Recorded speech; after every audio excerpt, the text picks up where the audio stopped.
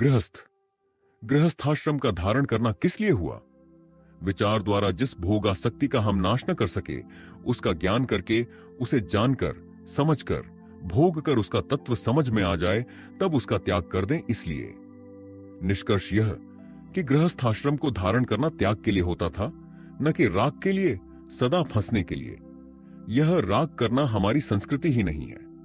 गृहस्थ का उद्धार जल्दी होता है, पर साधु की उद्धार जल्दी नहीं होता।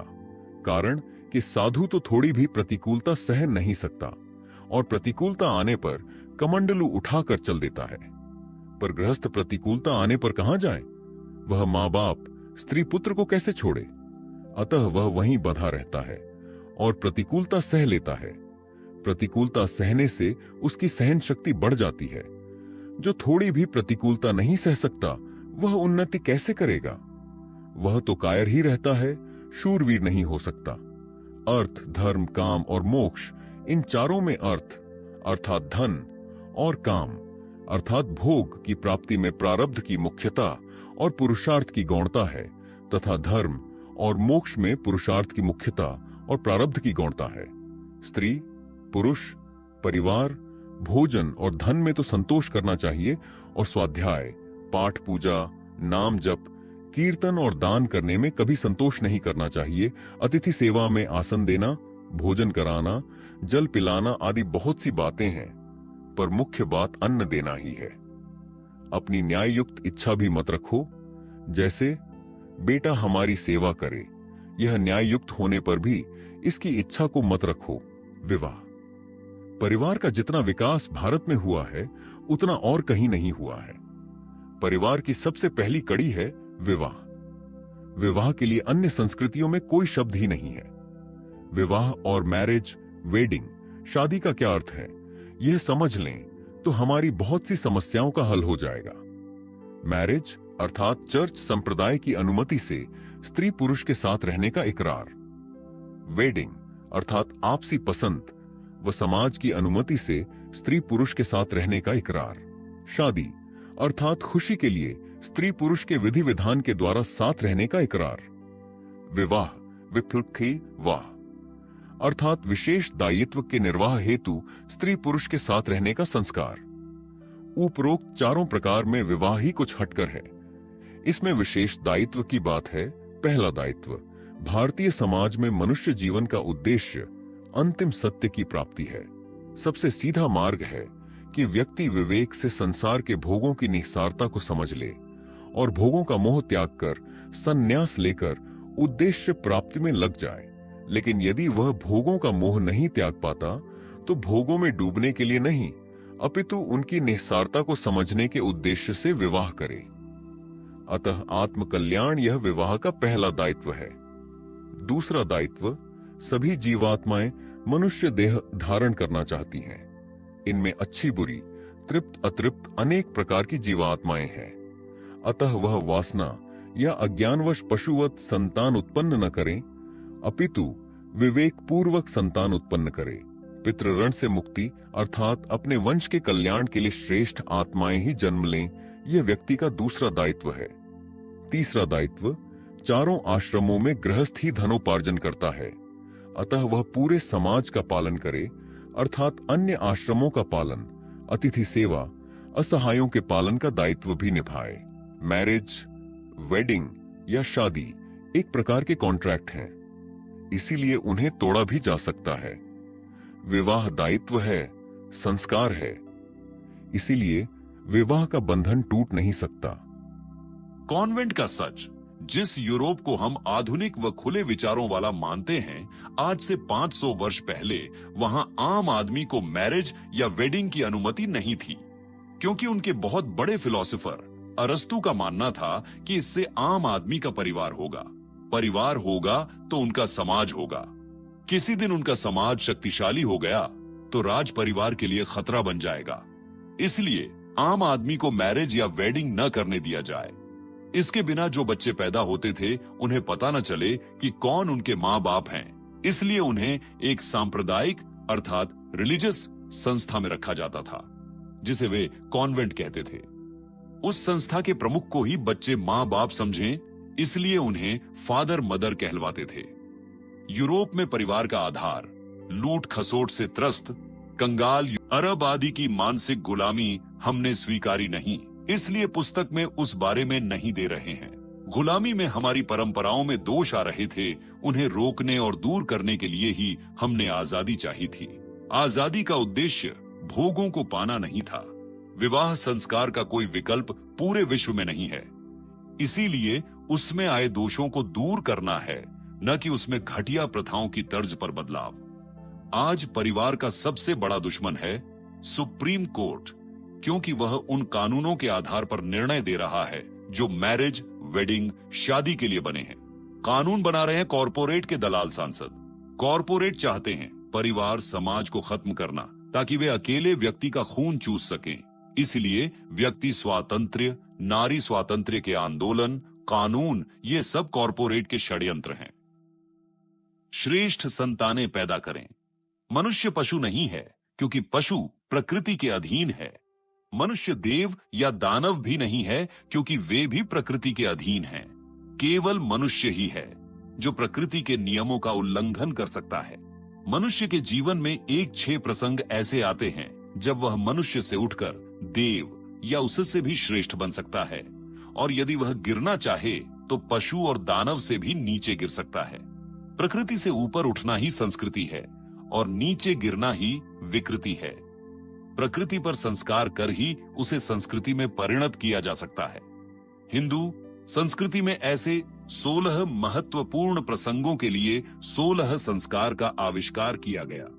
यहाँ स्वास्थ्य की दृष्टि से प्रथम संस्कार गर्भाधान संस्कार के महत्व पर प्रकाश डाला जा रहा है। विकलांग, मंद बुद्धि, नीच बुद्धि संतान न हो, इस हेतु आवश्यक है गर्भाधान संस्कार।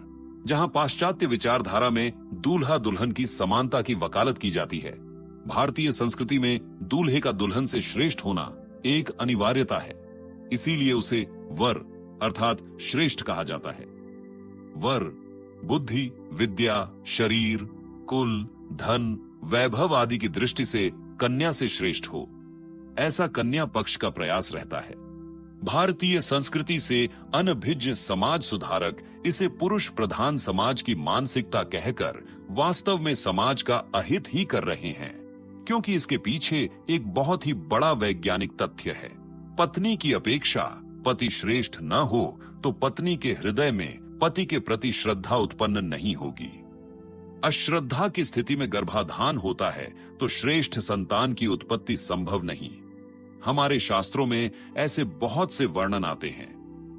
राजकुमारी अदिति व दिति का विवाह कश्यप ऋषि से हुआ। अदिति को अपने ऋषि पति पर प्रगाढ़ श्रद्धा थी, जिससे उनके पुत्र देवता अर्थात आदित्य हुए, जबकि ऋषिपति को तुच्छ समझने वाली दिति के पुत्र दैत्य हुए। महाभारत में आता है, चित्रांगद व विचित्र वीर्य दोनों निःसंतान मर गए। तब माता सत्यवती ने ऋषि वेद व्यास को नियोग परंपरा द्वारा पुत्रवधू अंबिका व अंबालिका से पुत्र उत्पन्न करने को कहा। गर्भाधान के समय अंबिका ने ऋषि की जटा दाढ़ी व तप से काले हुए चेहरे को देख अपने भाग्य को कोसते हुए आंखें बंद कर ली।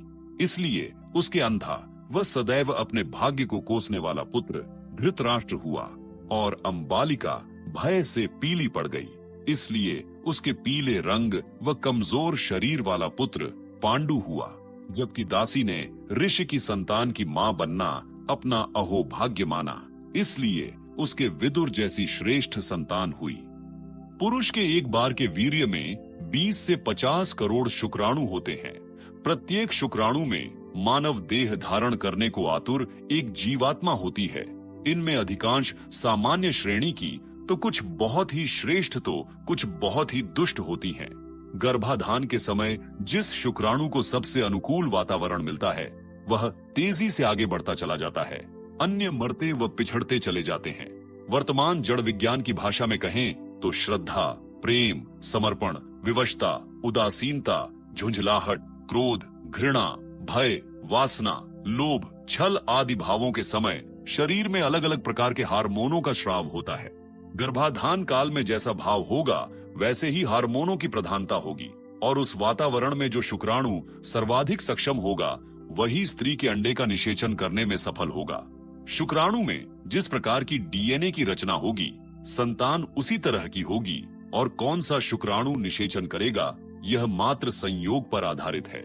उनके अनुसार जानवर और मनुष्य की गर्भाधान क्रिया में कोई अंतर नहीं है।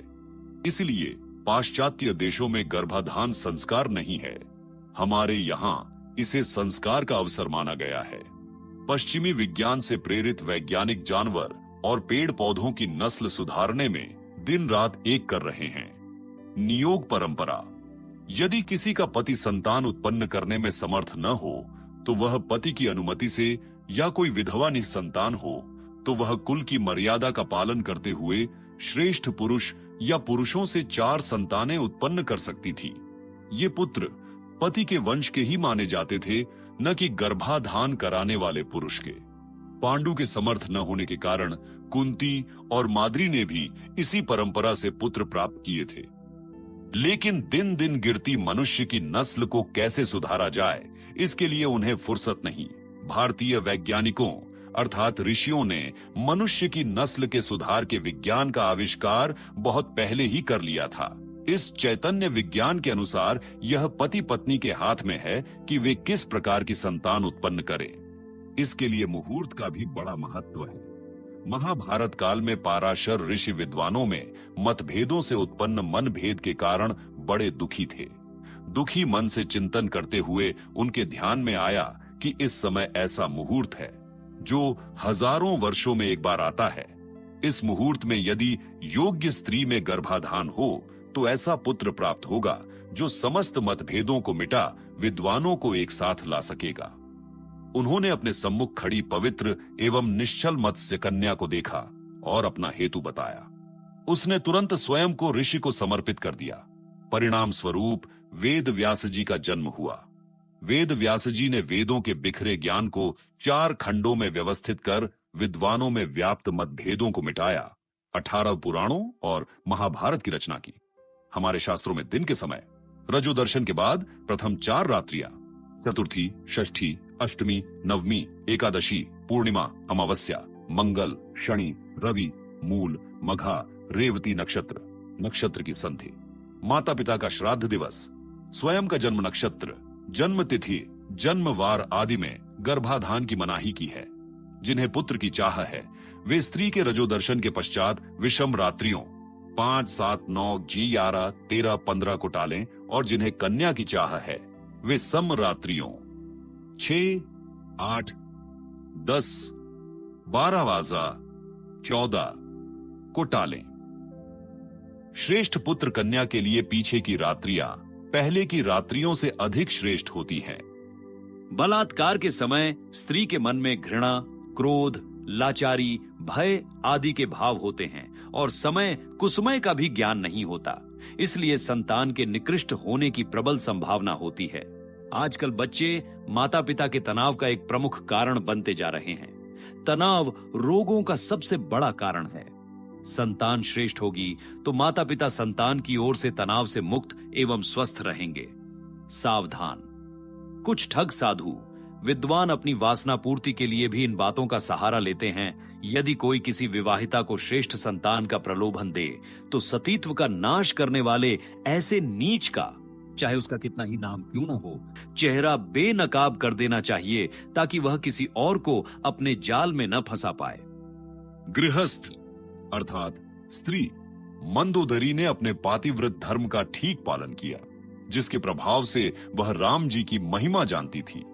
क्या भगवान कह सके हैं कि तुम्हारा पति सदाचारी नहीं है, इसलिए तुम्हारा कल्याण नहीं होगा? नहीं कह सकते। वह सदाचारी नहीं है तो हम क्या करें? हमने अपने पातिव्रत धर्म का ठीक पालन किया तो उसका पूरा माहात्म्य भगवान देंगे। परम गति पाने की जिम्मेवारी उस पर नहीं है, इसकी जिम्मेवारी है शास्त्रों पर, संतों पर, भगवान पर। पतिव्रता स्त्री को पितृभक्त पुत्र बहुत प्यारा लगता है।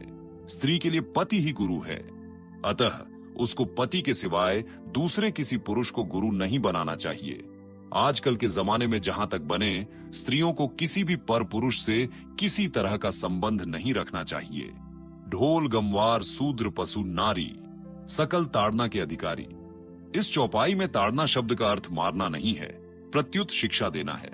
ढोल, गंवार, शूद्र, पशु और नारी, ये सब शिक्षा के अधिकारी हैं। अतः यदि इन्हें ठीक शिक्षा नहीं मिलती तो दोष इनका नहीं होता, प्रत्युत शिक्षा देने वाले का होता है।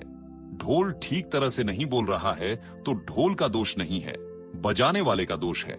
गंवार ठीक नहीं है तो वह जिसके पास रहा है उस शिक्षक का दोष है। शूद्र ठीक नहीं है तो ब्राह्मण, क्षत्रिय और वैश्यों का दोष है। पशु ठीक नहीं है तो उसे शिक्षा देने वाले का दोष है। बैल, घोड़ा, ऊंट आदि को शिक्षित करते हुए उनमें कोई दोष आ जाए, खराबी आ जाए तो वह उम्र भर ठीक नहीं होता। ऐसे ही स्त्री ठीक नहीं है तो उसके माता पिता, पति का दोष है। सरकार ने पिता की संपत्ति में बहन के हिस्से का जो कानून बनाया है उससे भाई बहन में लड़ाई हो सकती है, मनमुटाव होना तो बहुत ही मामूली बात है। छोटा परिवार, दुखी परिवार। भारत भूमि इतनी शस्य श्यामला है कि यहाँ की जनसंख्या 1 अरब 35 करोड़ की जगह 5 अरब हो जाए, तब भी एक व्यक्ति भी अभावग्रस्त नहीं रहेगा। लेकिन बार बार एक ही राग अलापा जा रहा है कि भारत की गरीबी, भूखमरी, पिछड़ेपन व सारी समस्याओं का एक ही मुख्य कारण है, जनसंख्या। सरकारी तंत्र जनसंख्या रोकने हेतु नैतिक अनैतिक सभी हथकंडे अपना रहा है। हमने लोकतंत्र के नाम पर जो भ्रष्ट संसदीय प्रणाली अपनाई है उसके कारण कंपनी गिरोहों ने दलाल नेताओं, नौकरशाहों के माध्यम से भारत की जनता की खून पसीने की कमाई का हजारों अरब डॉलर अर्थात लाखों करोड़ रुपए स्विस बैंकों में जमा है। कंपनी गिरोहों के अनुकूल अत्याचारी कर प्रणाली के कारण बहुत बड़ी मात्रा में काला धन भी देश में घूम रहा है। भारत की बर्बादी तो हो रही है ऐसे कारणों से, लेकिन विद्यार्थी जीवन से हमें पढ़ाया गया इसका कारण है जनसंख्या। शिक्षा की आड़ में मास ब्रेन वॉश। संस्कारित व्यक्ति किसी भी देश की सबसे बड़ी संपत्ति है। संपत्ति बढ़ने से कोई भी देश समृद्ध ही होता है, न कि गरीब। आजादी के बाद आवश्यकता थी कि जनता को संस्कारित करने वाली संस्थाओं, संयुक्त परिवार, समाज, गांव को समृद्ध बनाया जाए। लेकिन परिवार नियोजन, व्यक्ति स्वातंत्र्य, कानून, शहर आदि की आड़ में इन्हें बुरी तरह कुचला गया। भारतीय संस्कृति संस्कार प्रधान है, इसलिए सरकार को नए सिरे से क ख ग सिखाने की आवश्यकता नहीं थी, केवल उसके संरक्षण की आवश्यकता थी। गांधी जी ने इस बात को पहचाना था, इसीलिए उन्होंने राम राज्य, सत्य, अहिंसा जैसे जन मन में बसे शब्दों का प्रयोग किया। भ्रष्ट व्यवस्थाओं के सरगना भला संस्कार देकर अपने पैरों पर कुल्हाड़ी क्यों मारेंगे? इन व्यवस्थाओं के शीर्ष पर लाल बहादुर शास्त्री या मोरारजी देसाई जैसे लोग पहुंच भी जाएं, तो कितने दिन टिक पाते हैं? यदि परिवार नियोजन करना था ही तो उसके लिए उन्हें जानवरों की तरह बच्चे पैदा न कर मनुष्यों की तरह बच्चे पैदा करने की अर्थात गर्भाधान संस्कार की शिक्षा देते। पश्चिमी देशों की तरह ब्रह्मचर्य और सतीत्व की रक्षा हमारे लिए अनजाने शब्द नहीं थे, लेकिन सरकारी तंत्र लग गया परिवार नाश को परिवार नियोजन बताने में, गर्भ निरोधकों के कृत्रिम साधनों के प्रचार में और गर्भ हत्या जैसे महापाप को महापुण्य बताने में। यह आसुरी तंत्र भारतीय जनता के पैसों से ही ब्रह्मचर्य और सतीत्व का नाश कर अश्लील मानसिक विकृति को बढ़ावा देकर भारतीय संस्कृति की कब्र खोदने में लग गया। परिवार नियोजन के भयंकर परिणाम, सभ्य समाज की संख्या कम हुई है और भिखारियों, दरिद्रों, मूर्खा, मतांधों की संख्या तेजी से बढ़ी है। लोकतंत्र में संख्या का महत्व है, अर्थात परिवार नियोजन और लोकतंत्र साथ साथ नहीं चल सकते। लोकतंत्र में परिवार नियोजन अर्थात सुसंस्कारित समाज पर जाहिलों का शासन। 2 बच्चों के आग्रह से ही कन्या भ्रूण हत्या को बढ़ावा मिला। सरकार ने पहले गर्भपात को बढ़ावा दिया और अब कन्या भ्रूण हत्या को रोकने का अभियान चला रखा है। ये नीच लोगों के सत्ता पर कब्जे का प्रमाण नहीं है तो और क्या है? इतिहास व समाज शास्त्र साक्षी है कि जिस समाज में पुरुषों की अपेक्षा महिलाओं की संख्या कम होती है वह समाज अनैतिक व बर्बर होता है। भारतीय समाज इस भयावह स्थिति की ओर तेजी से बढ़ रहा है। यदि सभी घरों में एक एक ही लड़का होगा तो कितने माँ बाप अपने बेटों को विवेकानंद, भगत सिंह, महात्मा गांधी, अब्दुल हमीद बनने देंगे? पूरा समाज ही परिवार पालने में लग जाएगा तो कौन देश की रक्षा करेगा? कौन अध्यात्म का दीप जलाएगा, कौन समाज को अंधकार से प्रकाश की ओर ले जाएगा, ऐसे में समाज की सर्वांगीण प्रगति कैसे होगी? प्रायः पहली 1-2 संतानें वासना की प्रमुखता से होती हैं, जबकि पीछे की संतानें विचार की प्रमुखता से। अतः बाद की संतानें श्रेष्ठ होने की संभावना अधिक होती है, लेकिन 2 संतानों से अधिक होने ही नहीं दी जाएगी तो श्रेष्ठ संतानें नहीं होंगी। जिन घरों में 1-2 संतानें ही होती हैं, उन्हें जरूरत से ज्यादा प्यार, सुरक्षा व ध्यान मिलता है, जिससे वे कुछ ज्यादा ही जिद्दी वड़ियल हो जाते हैं। इन बच्चों को मिल बांटकर खेलने खाने की और ना सुनने की आदत नहीं होती, जिससे इनके स्वस्थ मानसिक विकास में बाधा आती है। परिवार नियोजन की आड़ में जो भोगवाद को बढ़ावा दिया जा रहा है, उसके कारण पूरा समाज प्राणहीन, तेजोहीन, निर्वीर्य और सुविधा भोगी हो रहा है। यदि कोई यह कहे कि पश्चिम के देश भोग में डूबे हुए हैं, तब भी इतने समृद्ध हैं, तो उसका कारण है उनकी आसुरी प्रवृत्ति। यूरोपीय लोगों ने करोड़ों लोगों की हत्या कर व ठग कर अपने आप को समृद्ध बनाया है। भारतीयों के संस्कारों में यह वहशीपन नहीं है, इसलिए भारत को तो अपनी ही तरह समृद्ध होना होगा और भारत का अपना तरीका है त्याग व संयम का। परिवार नियोजन की वर्तमान अवधारणा भारतीयता का नाश करने वाली है। अपनी जड़ों से कटता समाज अंतर्द्वंद्वों के कारण मानसिक रोगी बनकर रोगों के चंगुल में फंस जाता है। परिवार नियोजन के प्रचार के नाम पर सरकार जनता का करोड़ों रुपये फूंक रही है और प्रतिवर्ष देश की जनता की खरबों रुपयों की लूट का लाभ उठा रही है गर्भ निरोधक बनाने वाली कंपनियां। इसीलिए इस पुस्तक में बार बार इस बात पर जोर दिया जा रहा है कि इस देश के नीति निर्धारक जनता के नहीं, कंपनी समूहों के हित में नीतियां बनाते हैं, क्योंकि उन्हीं के टुकड़ों पर ये अय्याशी का जीवन जी रहे हैं। यदि आप पूरे समाज को स्वस्थ देखना चाहते हैं, तो इस पूरी व्यवस्था को बदलने की दृष्टि से सोचना आरंभ कर दें। दोषी को मारो, नहीं तो निर्दोष मरेंगे। गर्भपात कराने वाली माता क्या कुमाता नहीं होती? गर्भपात कराने वाली अधिकांश माताओं के तर्क, हम 2 ही बच्चों को पालने में समर्थ हैं, इसलिए हमने तीसरे बच्चे को गिरा दिया। हमें इतनी जल्दी दूसरा बच्चा नहीं चाहिए था, इसीलिए हमने गिरा दिया। ये बच्चा हमारी योजना या करियर में बाधा बन रहा था, इसीलिए हमने गिरा दिया। क्या ये इतने बड़ तर्क हैं कि एक शिशु जो अबोध है, निर्दोष है, आत्मरक्षा में असमर्थ है, मां पर विश्वास करता है कि टुकड़े टुकड़े कर उसे मार दिया जाए? गर्भपात में पहले शिशु के एक हाथ को तोड़कर निकाला जाता है, फिर दूसरे हाथ को, फिर एक पैर को, फिर दूसरे पैर को, फिर सिर को चिमटे से कुचला जाता है। क्या ऐसी सजा आतंकवादी को भी दी जाती है? क्या कुमाता को जन्म देने वाली व्यवस्था ही सबसे बड़ी कुमाता नहीं? इस व्यवस्था का नाश ही सबसे बड़ा युग धर्म है। गायनेकोलॉजिस्ट, हम सबका अनुभव है कि पहले 1 से 2% प्रसव ऑपरेशन से होते थे। जब से गर्भवती महिलाओं में गायनेकोलॉजिस्ट के पास जाने का प्रचलन बढ़ा है, 80% प्रसव ऑपरेशन से होने लगे हैं। आंकड़े कहते हैं कि पूरे देश में केवल 20% प्रसव ऑपरेशन से होते हैं।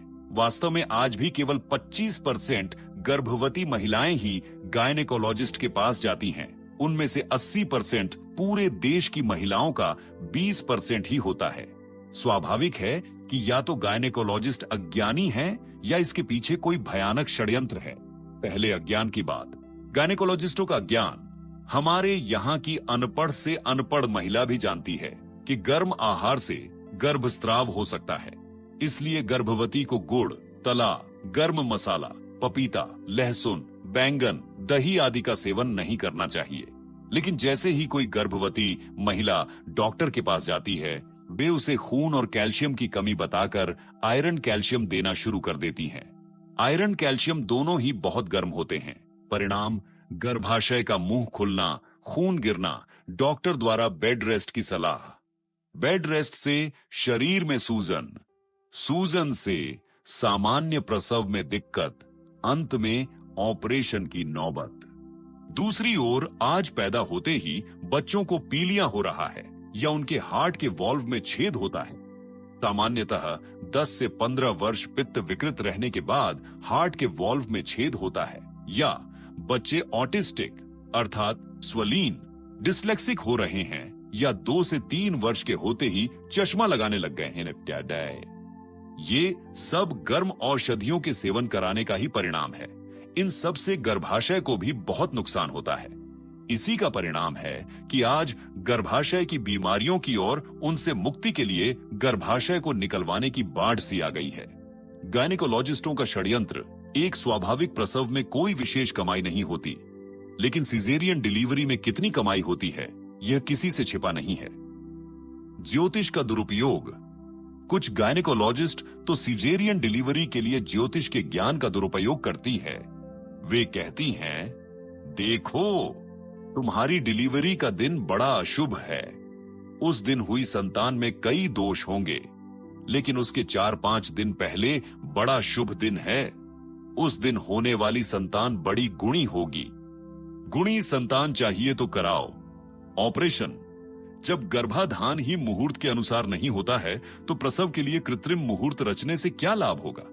दूसरी बात, सीजेरियन डिलीवरी के लिए कैंची का उपयोग किया जाता है। कैंची लोहे की होती है, लोहे में शनि का वास होता है। अभी जो बच्चा धरती पर आया नहीं और उस पर शनि की दृष्टि पड़ गई, उस बच्चे का क्या भविष्य होगा। Iron calcium. गायनेकोलॉजिस्ट कहती हैं कि आयरन कैल्शियम की कमी दूर नहीं करेंगे तो बहुत सी समस्याएं खड़ी हो जाएंगी। बात बिल्कुल सही है, लेकिन यदि आपको वास्तव में यह चिंता है तो आपका एसोसिएशन यह प्रचार अभियान क्यों नहीं चलाता कि स्त्रियां तभी गर्भ धारण करें जब उनके शरीर में आयरन कैल्शियम की कमी न हो। गर्भ धारण करने के बाद ही आप क्यों जागती हैं, जबकि आप जानती हैं कि गर्भवती के लिए आयरन कैल्शियम हानिकारक है। ऐसी स्थिति ही क्यों आने देती है जहां एक ओर कुआं और दूसरी ओर खाई हो। उपाय, जब आयरन कैल्शियम की कमी हो तब शरीर में बढ़ रहे वात पित्त को नियंत्रित करें। सूखेपन अर्थात वात के कारण शरीर आहार से कैल्शियम को अवशोषित नहीं कर पाता है।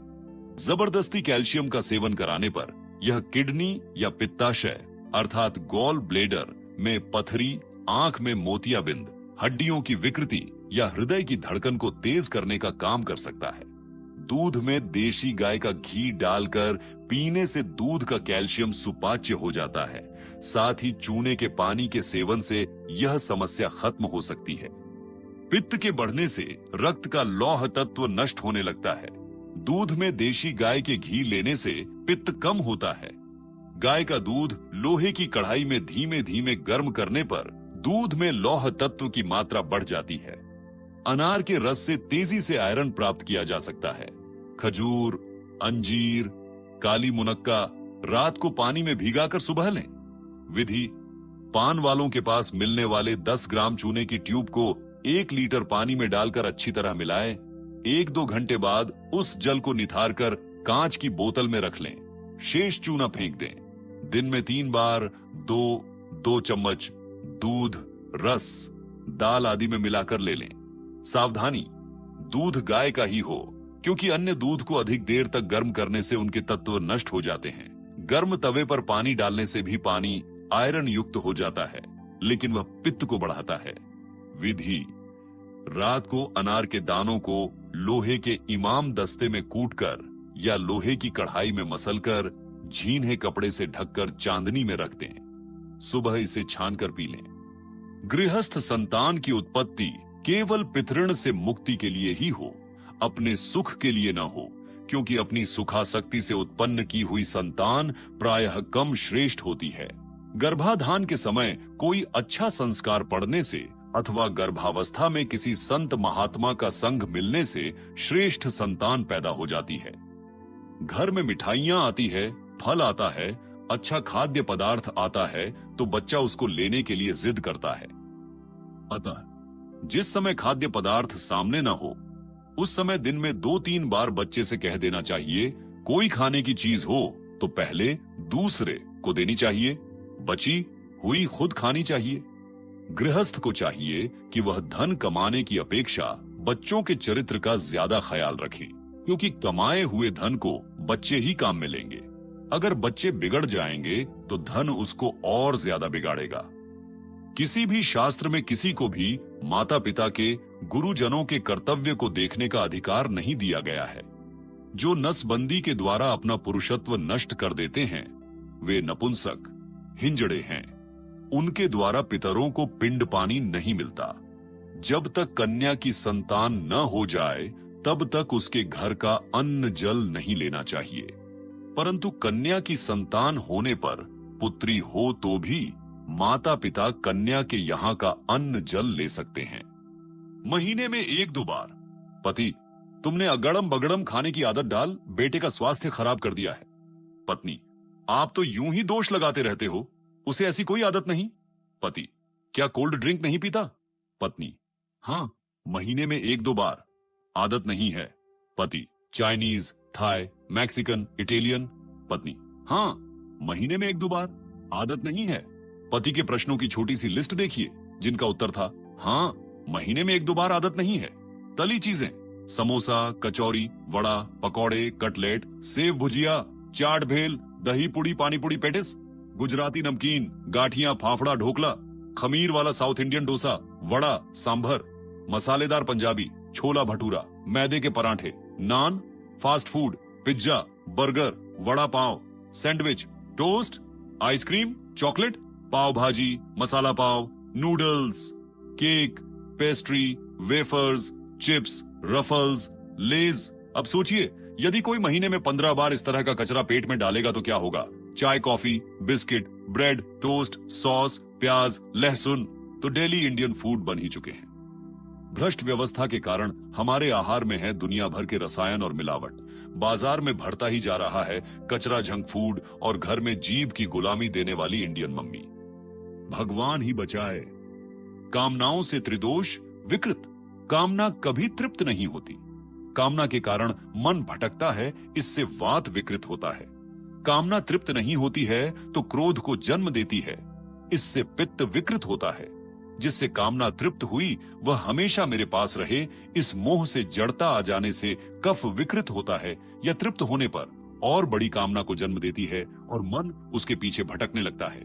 अर्थात कामना रहे तो खराब, पूरी ना हो तो खराब, पूरी हो जाए तो खराब। इसलिए जो व्यक्ति जितना कामना से मुक्त होता है वह उतना ही स्वस्थ होता है।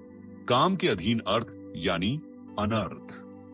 आज के अर्थशास्त्र में पढ़ाया जाता है कामनाएं अनंत हैं और अर्थशास्त्र अधिक से अधिक कामनाओं को संतुष्ट करने का प्रयास करता है।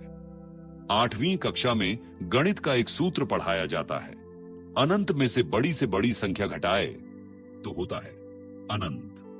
अब उपरोक्त वाक्य को इस सूत्र में व्यक्त करें तो होगा अनंत कामनाएं, अधिकाधिक कामनाएं, अनंत कामनाएं। जब सामने अनंत हो तब अधिक से अधिक का कोई अर्थ ही नहीं होता। यह जो 8वीं के बच्चे के जानने की आधारभूत बात है, उस पर इंडिया के बड़े से बड़े अर्थशास्त्री का ध्यान नहीं है। इस कारण बिना आधार के खड़ा अर्थशास्त्र वास्तव में अनर्थशास्त्र ही है। भारतीय मनीषियों ने समझ लिया था कि कामनाओं के पीछे भागना पागलपन है, इसलिए उन्होंने अर्थ को कामना के अधीन नहीं बल्कि कामना या काम को अर्थ के अधीन रखा। अर्थ का संचय गलत तरीके से ना हो, इसलिए अर्थ को धर्म के अधीन रखा और धर्म में जड़ता न आ जाए, इसलिए धर्म को मोक्ष के अधीन रखा। संक्षेप में कह सकते हैं कि जिस प्रकार जो व्यक्ति जितना कामना से मुक्त होगा वह उतना ही स्वस्थ होगा, उसी प्रकार जो व्यवस्था जितनी कामना से मुक्त होगी वह उतनी ही स्वस्थ होगी। स्त्री नर्क का द्वार। भारतीय समाज को तोड़ने वाले षड्यंत्रकारियों ने जाति, पंथ, भाषा, वर्ग, शहरी, ग्रामीण के साथ साथ स्त्री पुरुष के नाम पर भी समाज को तोड़ा। भारतीय समाज पर आरोप लगाया गया कि यह समाज पुरुष प्रधान समाज है, यहाँ स्त्रियां दूसरे दर्जे पर हैं। हमारे शास्त्रों पर भी आरोप लगे कि उन्होंने स्त्री को या तो पूजा की देवी बना दिया या नर्क का द्वार कह दिया, उसे इंसान का दर्जा दिया ही नहीं। अन्य समाजों की तरह भारतीय समाज कभी भी न तो स्त्री प्रधान रहा और न ही पुरुष प्रधान रहा। भारतीय समाज हमेशा ऋषि प्रधान रहा। ऋषि अर्थात जिन्होंने ऋत अर्थात परम सत्य का अर्थात स्त्री पुरुष से परे आत्मा का दर्शन किया। यहाँ जो जितना कामनाओं से मुक्त रहा उसे उतना ही ऊंचा स्थान दिया गया। पुरुष प्रायः 3 कामनाओं के अधीन होते हैं, लोकैषणा, वित्तैषणा और पुत्रैषणा। ऋषि अवस्था को प्राप्त इन सांसारिक कामनाओं से मुक्त होते हैं, जबकि स्त्रियों में पुरुषों से 8 गुना कामनाएं होती हैं। इसलिए स्त्रियों को कामिनी कहा गया है। अधिक कामना से ग्रस्त का एकदम कामना से मुक्त होना कठिन होता है, इसलिए स्त्रियों को पुरुषों के अधीन और पुरुषों को ऋषियों के अधीन रखा गया। कामनाओं का कम होना व्यक्ति की उन्नति है। कामनाओं से ही मनुष्य अतृप्ति के भंवर में फंसता है। इसी कारण से पत्नी का पति के प्रति समर्पण श्रेष्ठ माना गया, लेकिन पति का पत्नी अर्थात कामिनी के प्रति समर्पण निंदनीय। जो व्यक्ति कामिनी का दास अर्थात उसी की तरह कामनाओं में जकड़ जाता है, उसे स्त्रैण कहकर उसकी निंदा की गई है। हमारे समाज पर पुरुष प्रधान का आरोप लगा लगाकर उसे स्त्रैण समाज बना दिया है। यत्र नार्यस्तु पूजयन्ते रमणते तत्र देवता। जहां नारी की पूजा होती है वहां देवता रमण करते हैं। कहने वाले शास्त्र जब स्त्री को नर्क का द्वार कहते हैं तो यहां स्त्री का अर्थ कामिनी समझना चाहिए। कामिनी साक्षात नर्क का द्वार अर्थात दुर्गतिपूर्ण मौत का कारण है। वैधव्य का एक प्रमुख कारण कामना। कामिनिया पति को अपनी ही तरह कामनाओं का दास बनाकर अधीन कर लेती है, और यदि पति कामनाओं का दास न बन पाया तो अपने बच्चों को अधीन कर पति को अलग थलग कर देती है। ऐसे पतियों की मृत्यु प्रायः जल्दी हो जाती है, इसलिए कामिनियां अधिक विधवा होती हैं। शायद इसी कारण हमारे समाज में विधवाओं को हेय दृष्टि से देखा गया। कैकेयी का कामिनी रूप ही उसके वैधव्य का कारण बना। स्त्री के लिए कामिनी रूप से मुक्ति का मार्ग है समर्पण। समर्पण श्रेष्ठ के सामने सरलता से होता है। अपने से श्रेष्ठ के अधीन होने में आनंद होता है, इसलिए स्त्री से वर अर्थात श्रेष्ठ का चयन करने के लिए कहा गया। जब स्त्री अपने बराबरी के पुरुष अर्थात मित्र का चयन करती है तो समर्पण नहीं कर पाती, और धीरे धीरे उसका कामिनी रूप उस पर हावी हो जाता है और पूरे परिवार का पतन हो जाता है। आज अधिकांश परिवारों के पतन का और तलाक का यही कारण है। जैसे किसी पौधे की वृद्धि के लिए उसे खाद पानी देने के साथ साथ उसकी काट छांट भी आवश्यक होती है, उसी तरह स्त्री की उन्नति के लिए उसके सामने सती एवं मां रूप का आदर्श रखा जाता है। सती एवं मां इन दोनों रूपों में स्त्री का समर्पण विलक्षण होता है। विवाह के पूर्व उससे गौरी की पूजा करने के लिए कहा जाता है। उसे कहा जाता है कि एक बार तुमने अपने पति का चयन कर लिया, फिर वह शिव की तरह सांसारिक दृष्टि से विचित्र, अव्यावहारिक, निंदनीय ही क्यों न हो, तुम्हें गौरी की तरह उनकी अर्धांगिनी बनना होगा। दूसरी ओर उसके कामिनी रूप की काट छांट के लिए उसे अपनी अस्मिता को श्रेष्ठ में विलीन करने के लिए कहा जाता है। जिस परिवार में उसने जन्म लिया, विवाह के बाद उस परिवार को ही नहीं, उपनाम और गोत्र को भी छोड़ना पड़ता है। उसे अपने घर के रीति रिवाज छोड़कर पति के घर के रीति रिवाजों को अपनाना होता है। उसे अपनी निष्ठा पति के परिवार के प्रति रखनी होती है, न कि पिता के परिवार के प्रति। पति उसका अर्धांग नहीं बनता, बल्कि उसे पति की अर्धांगिनी बनना होता है। सफल पुरुष के पीछे स्त्री। बहुत से लोग इतने प्रतिभाशाली होते हैं कि उनकी बातों को समझने में दूसरों को कई वर्ष लग जाते हैं, या उसके बाद भी कुछ कुछ ही समझ पाते हैं। ऐसी असाधारण प्रतिभा के धनी लोगों को अंग्रेजी में जीनियस कहते हैं। इनके कारण ही समाज आगे बढ़ता है।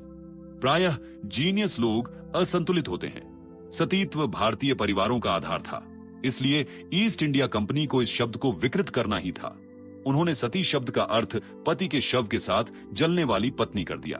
सीता, सावित्री, दमयंती, अरुंधति, अनुसुईया, कुंती, गांधारी आदि पति के साथ जली नहीं थी, लेकिन सती कहलाती है।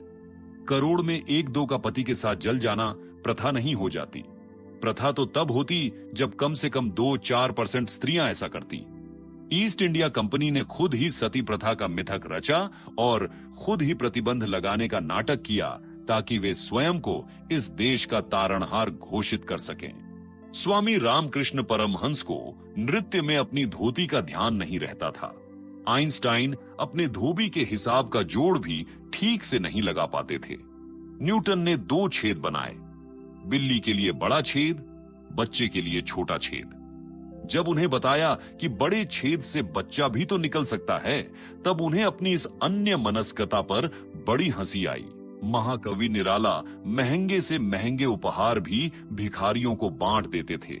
तुकाराम की पत्नी ने उन्हें पीटा था क्योंकि गए थे गन्ना बेचने और बांट दिए बाल गोपालों को। गुरु नानक को खेत की रखवाली करने भेजा था और उन्होंने पक्षियों को खेत चुगा दिया। जिस समय महात्मा गांधी की देश को सबसे अधिक आवश्यकता थी और उन्हें पता था कि उनकी जान को खतरा है, उन्होंने सुरक्षा के इंतजाम को कठोरता से मना कर दिया। उनकी हत्या के साथ ही भारत पर पूरी तरह से इंडिया का कब्जा हो गया। जीनियस असंतुलित क्यों होते हैं? जीनियस लोगों के पास एक ऐसी दृष्टि होती है जो दूसरों की अपेक्षा बहुत गहरी होती है। उस श्रेष्ठ दृष्टि के कारण जन सामान्य के लिए महत्व की सांसारिक चीजें उन्हें तुच्छ लगती हैं। उनकी ऊर्जा का अधिकांश भाग उसी पर केंद्रित होता है और कुछ पहलू एकदम उपेक्षित रह जाते हैं। जिस समय वे अपने जीवन का सबसे श्रेष्ठ कार्य कर रहे होते हैं, पूरा संसार उन्हें पागल समझता है। उस समय वे सांसारिक दृष्टि से सबसे कमजोर होते हैं क्योंकि पूरे प्रवाह के विरुद्ध वे अकेले होते हैं।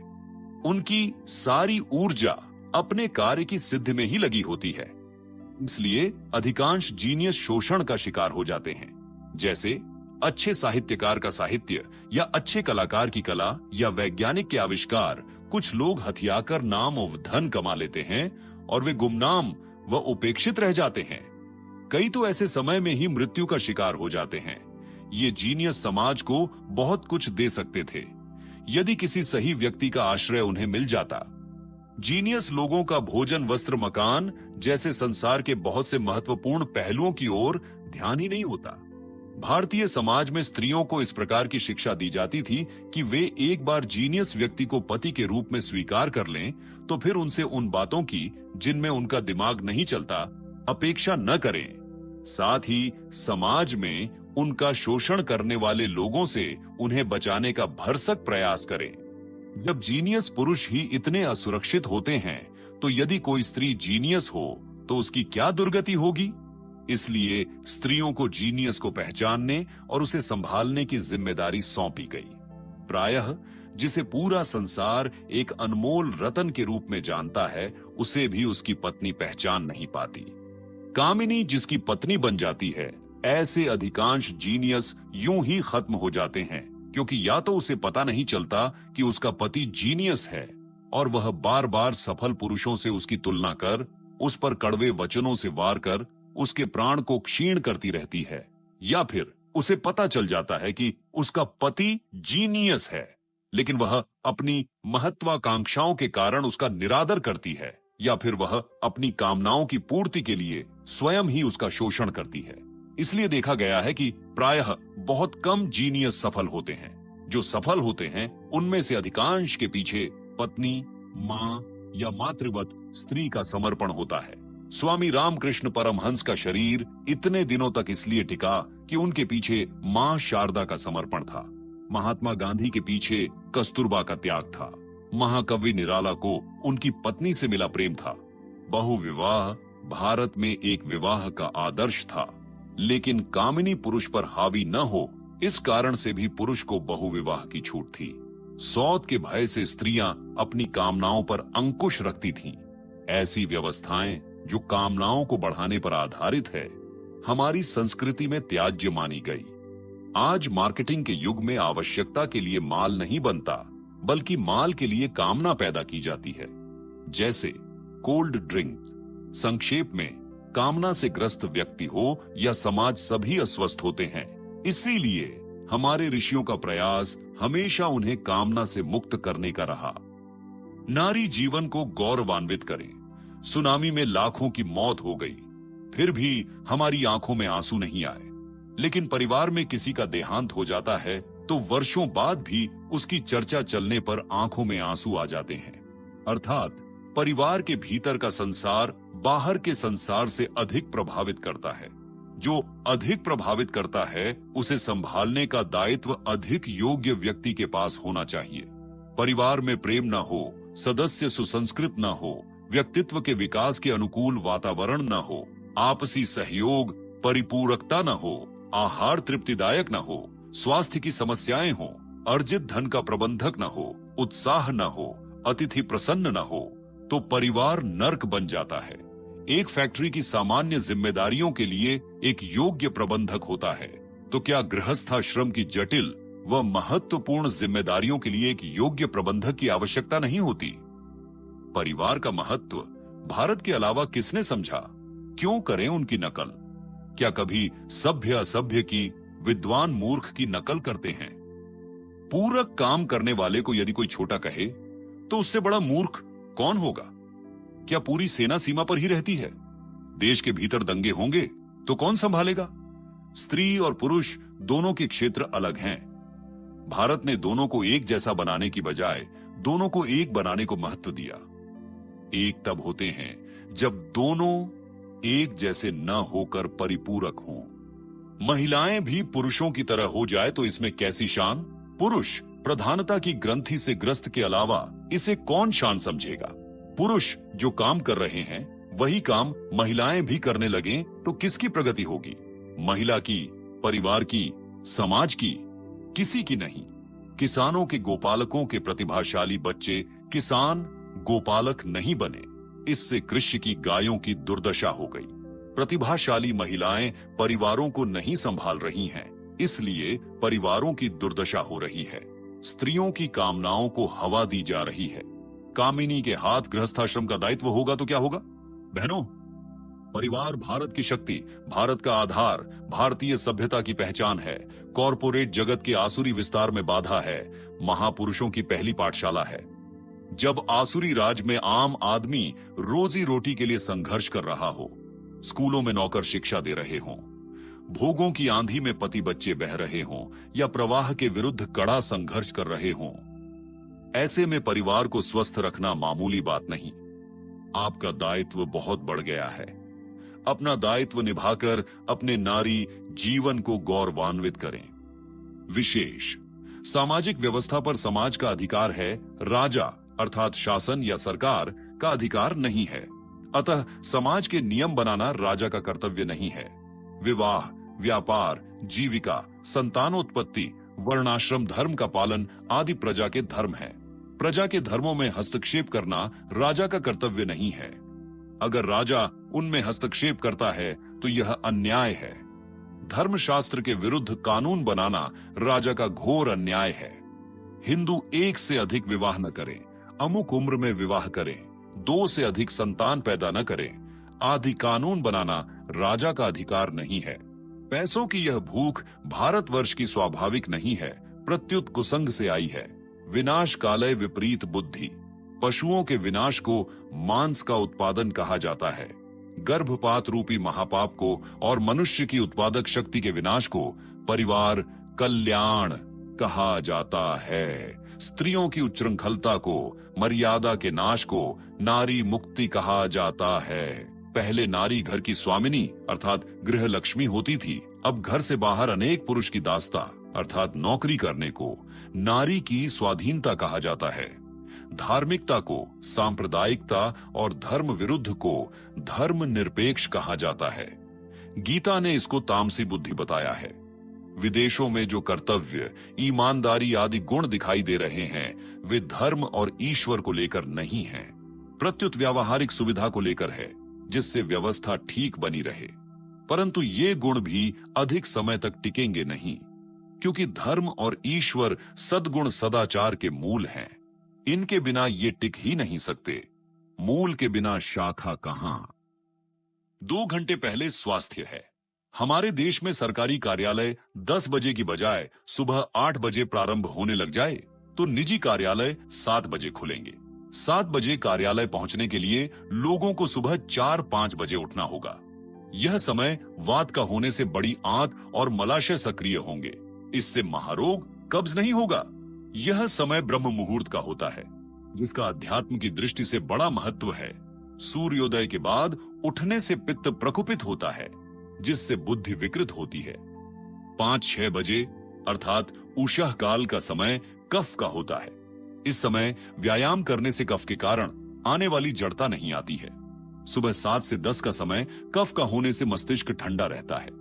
इस कारण इस समय दिन भर का सबसे श्रेष्ठ और सबसे अधिक 80% काम होता है। जब व्यक्ति क्वालिटी काम करता है तो मानसिक संतुष्टि होती है। संतुष्ट व्यक्ति भ्रष्ट नहीं होता। दोपहर के भोजन का समय 1 बजे न होकर 10 बजे होगा। यह समय कफ का होने से आमाशय सक्रिय होगा। 1 घंटे बाद पित्त का समय होने से छोटी आंत सक्रिय होगी। उस समय भोजन छोटी आंत में पहुंचने लगेगा। इससे भोजन का पाचन अच्छी तरह होगा। दोपहर 4 बजे कार्यालय बंद होने से लोग शाम 5-6 बजे घर पर होंगे। इस समय शौच के लिए जा सकेंगे। वात का समय होने से शौच में मदद मिलेगी। 2 समय शौच शरीर में विषतत्वों के निर्माण को रोकने की दृष्टि से बहुत ही उपयोगी है। लोग सूर्यास्त के पहले भोजन कर सकेंगे। सूर्यास्त पूर्व किया गया भोजन सात्विक होता है। इसीलिए हमारे यहाँ जिन त्योहारों में रात में भोजन करते हैं, दिन भर कड़ा उपवास रखते हैं ताकि तमोगुण व्यक्ति पर हावी न हो। पूर्वी राज्यों में 3 घंटे पहले अर्थात 7 बजे, सर्दियों में मात्र 1 घंटा पहले अर्थात 9 बजे। शाम का समय वात प्रधान होने से मन के अनुकूल होता है। कला मन को स्वस्थ व सुंदर बनाती है, इसलिए यह समय कला के लिए है। सभी कार्य शाम 7-8 बजे तक हो जाने से लोग सो सकेंगे। सबसे गहरी नींद कफ काल अर्थात रात 8 से 12 के बीच ही आती है। संक्षेप में कहा जा सकता है कि देश की घड़ी पीछे होने से देश की जनता को स्वस्थ रहने हेतु प्रकृति का सहयोग नहीं मिल रहा, जिससे स्वस्थ रहना एक बहुत ही महंगा सौदा हो गया है। देश की घड़ी को 2 घंटे पहले कर स्वास्थ्य की 50% समस्या को समाप्त किया जा सकता है। बिजली की समस्या हल। हर शहर में दिन भर में बिजली की जितनी खपत होती है उसकी आधी खपत शाम के 2 घंटों में होती है, क्योंकि उस समय दुकानें खूब जगमगाती हैं। जब कार्यालय 2 घंटे पहले बंद होंगे तो दुकानें भी 2 घंटे पहले बंद होंगी। इससे दुकानों को जगमगाने का प्रचलन ही खत्म हो जाएगा, जिससे इतनी बिजली की बचत होगी कि गांवों में बिजली की कटौती नहीं करनी पड़ेगी और आज की उपलब्ध बिजली से ही हर एक गांव जगमगा उठेगा। जिस समय प्रकृति ठंडी होती है, ऊर्जा से भरपूर और काम के अनुकूल होती है, उस समय तो कार्यालय खुलते नहीं, और जब प्रकृति गर्म हो जाती है, ऊर्जा क्षीण हो जाती है, तब एसी में बैठकर काम करना इंडिया के नीति निर्माताओं के बौद्धिक दिवालियेपन का इससे बड़ा सबूत और क्या हो सकता है। रोगों का सबसे बड़ा कारण राम राज्य का वर्णन दैहिक दैविक भौतिक तापा। राम राज्य नहीं काहू ही व्यापा, अर्थात राम राज्य में दैहिक दैविक और भौतिक ताप किसी को नहीं व्यापते। अल्प मृत्यु नहीं कवन्यु पीरा, सब सुंदर सब बिरूज शरीरा, अर्थात छोटी आयु में मृत्यु नहीं होती, न किसी को कोई पीड़ा होती है। सभी के शरीर सुंदर एवं निरोग हैं, जिनकी हर पंक्ति में भाव एवं भाषा की सुंदरता ही नहीं, अध्यात्म समाज व्यवस्था एवं विज्ञान का कलात्मक संयोजन भी होता है। युग कवि बन जाते हैं। उनकी कृतियां युगों तक संदेश देती है। युग कवि तुलसीदास राम राज्य के माध्यम से संदेश दे रहे हैं कि खराब राज्य व्यवस्था से भी बहुत से रोग होते हैं। आज पूरा विश्व लगभग 85 कॉरपोरेट्स का गुलाम है। सभी देशों की सरकारें इनकी दलाल हैं। विश्व की आधी संपत्ति इनके पास है। अमेरिकी राष्ट्रपति भी इनकी कठपुतली है। कॉरपोरेट कंपनियों के पहले शिकार या गुलाम थे अंग्रेज। हमारे देश पर अंग्रेजों का राज कभी नहीं रहा। उन्हें मुखौटा बना कॉरपोरेट भारत पर राज्य करते रहे। केवल गांधी जी ही कॉरपोरेट राज अर्थात असली शत्रु से लड़ रहे थे। शेष सभी नेता अंग्रेजों अर्थात मुखौटे से। कॉरपोरेट राज की विनाशकारी नीतियों के कारण सन 1880 से 1900 में 6 भयंकर अकाल पड़े। भयंकर महामारियां फैली। 20 करोड़ से अधिक भारतीयों की मौत हुई। 15 अगस्त 1947 को कॉरपोरेट गिरोह ने अपने निष्ठावान नेहरू को प्रधानमंत्री बनवाया। नेहरू ने आजादी का भ्रम पैदा करने के लिए लुटेरी 127 कंपनियों में से केवल ईस्ट इंडिया कंपनी को हटाया। शेष 126 कंपनियों को पूरी सुरक्षा व सुविधाएं दी। ब्रिटिश संसदीय प्रणाली, जिसे गांधी जी ने बांझ और वेश्या कहा था, गांधी जी की मृत्यु के बाद अपना ली गई। जिन देशद्रोही प्रशासनिक अधिकारियों के बल पर कॉरपोरेट कंपनियों ने अपना दमन चक्र चलाया, वे ही अधिकारी बने रहे। अर्थात 15 अगस्त 1947 को हमें आजादी नहीं मिली। केवल पुराने की जगह नए गुलाम शासक बने। आजादी मिलती तो हमारी अपनी व्यवस्थाएं होती। गुलामी की व्यवस्थाओं में तनाव से वात, भय से पित्त और जड़ता से कफ के रोग महामारी की तरह फैलते हैं। जो बीफ अर्थात गोमांस क्लब का सदस्य बन जाता, कॉरपोरेट उसे अपना निष्ठावान मानते थे। नेहरू बीफ क्लब के सदस्य थे। अधिक जानकारी के लिए नेहरू की बहन श्रीमती कृष्णा हठी सिंह की लिखी वी नेहरूज पढ़िए। अंग्रेजों से पहले का भारत। समझदार इतिहास से सीख लेकर और मूर्ख ठोकरें खा खाकर भविष्य की ओर बढ़ते हैं। अंग्रेज व्यापार करने भारत आए थे, तब हम लोग आपस में लड़ते रहते थे। देश जाति धर्म के नाम पर बंटा हुआ था। अंग्रेज पराक्रमी, संगठित, विज्ञान संपन्न और आधुनिक हथियारों से सज्ज थे। इसीलिए उन्होंने हमें पराजित कर गुलाम बना लिया। यह झूठा इतिहास हमें पढ़ाया जाता है। हम पीछे पड़ चुके हैं कि यूरोपीय कबीलों की लूट खसोट की प्रवृत्ति के कारण वहां लुटेरे समूहों, कॉरपोरेट का जन्म हुआ और कुछ ही वर्षों में यूरोपीय समाज कॉरपोरेट का गुलाम हो गया। इसलिए सच्चा इतिहास यह है कि हम पर अंग्रेज नहीं, कॉरपोरेट कंपनियां राज करने आई थीं, रावण की तरह रूप बदलकर, व्यापारी बनकर। तब हम मुस्लिम आक्रामकों की दासता से मुक्त हो ही रहे थे। बहादुर शाह जफर, टीपू सुल्तान, बंगाल और अवध के नवाब भारतीय संस्कृति में घुल मिल जाने के कारण अपने पूर्वजों जैसे कट्टर नहीं रहे। जैसे अरबी मुसलमान, ईरानी मुसलमान, तुर्की मुसलमान थे, वैसे ही भारतीय मुसलमान हिंदू मुसलमान कहलाने लगे थे। लगभग सन 1920 से 1930 तक यही स्थिति थी। सैकड़ों वर्षों के आक्रमणों को जवाब देने में उलझे समाज को संगठित व्यवस्थित होने का समय मिला ही था कि अब तक के आक्रमणों से भिन्न एक आसुरी आक्रमण हो गया। व्यापारी बनकर आए इन मायावी असुरों को हम समझ नहीं पाए। हम वचन के पक्के, तो ये मौका मिलते ही वचन तोड़ने वाले। हम शरणार्थी को शरण देने वाले, तो ये शरणार्थी बन आश्रयदाता के हत्यारे। हम व्यापारी, तो ये व्यापारी रूप में ठग लुटेरे। हम वीर गति को प्राप्त शत्रु का सम्मान करने वाले, तो ये शत्रु के सिर काटकर उससे फुटबॉल खेलने वाले। हम जंगली जानवरों के शिकारी, तो ये मनोरंजन के लिए निहत्थे गुलामों का शिकार करने वाले। हम मानवीय गुणों के शिखर, तो ये गोरी चमड़ी में लिपटे क्रूर असुर। इतना पतित समाज हमारी कल्पना से बाहर था। हमारे यहाँ आक्रमण का कारण राज्य विस्तार या सम्राट बनने की कामना या बल प्रदर्शन होता था। प्रायः विजयी राजा हारे हुए राजा को सहयोगी बना पुनः गद्दी पर बैठाते थे। मुस्लिम आक्रामकों की नजर में भारत जन्नत था। वे यहाँ बसने आते थे या लूटने। उनके अत्याचार बलात् धर्म परिवर्तन तक सीमित थे। मुस्लिम बने लोग भी अपनी परंपराओं और रोजगार से जुड़े हुए थे। लुटेरे गिरोहों अर्थात कॉरपोरेट का उद्देश्य इस स्वर्ग में बसने का नहीं, बल्कि अनंत काल तक इसकी समृद्धि को लूटकर सोने की लंका का निर्माण था। मुस्लिमों ने मुख्यतः ब्राह्मण क्षत्रियों पर अत्याचार किया।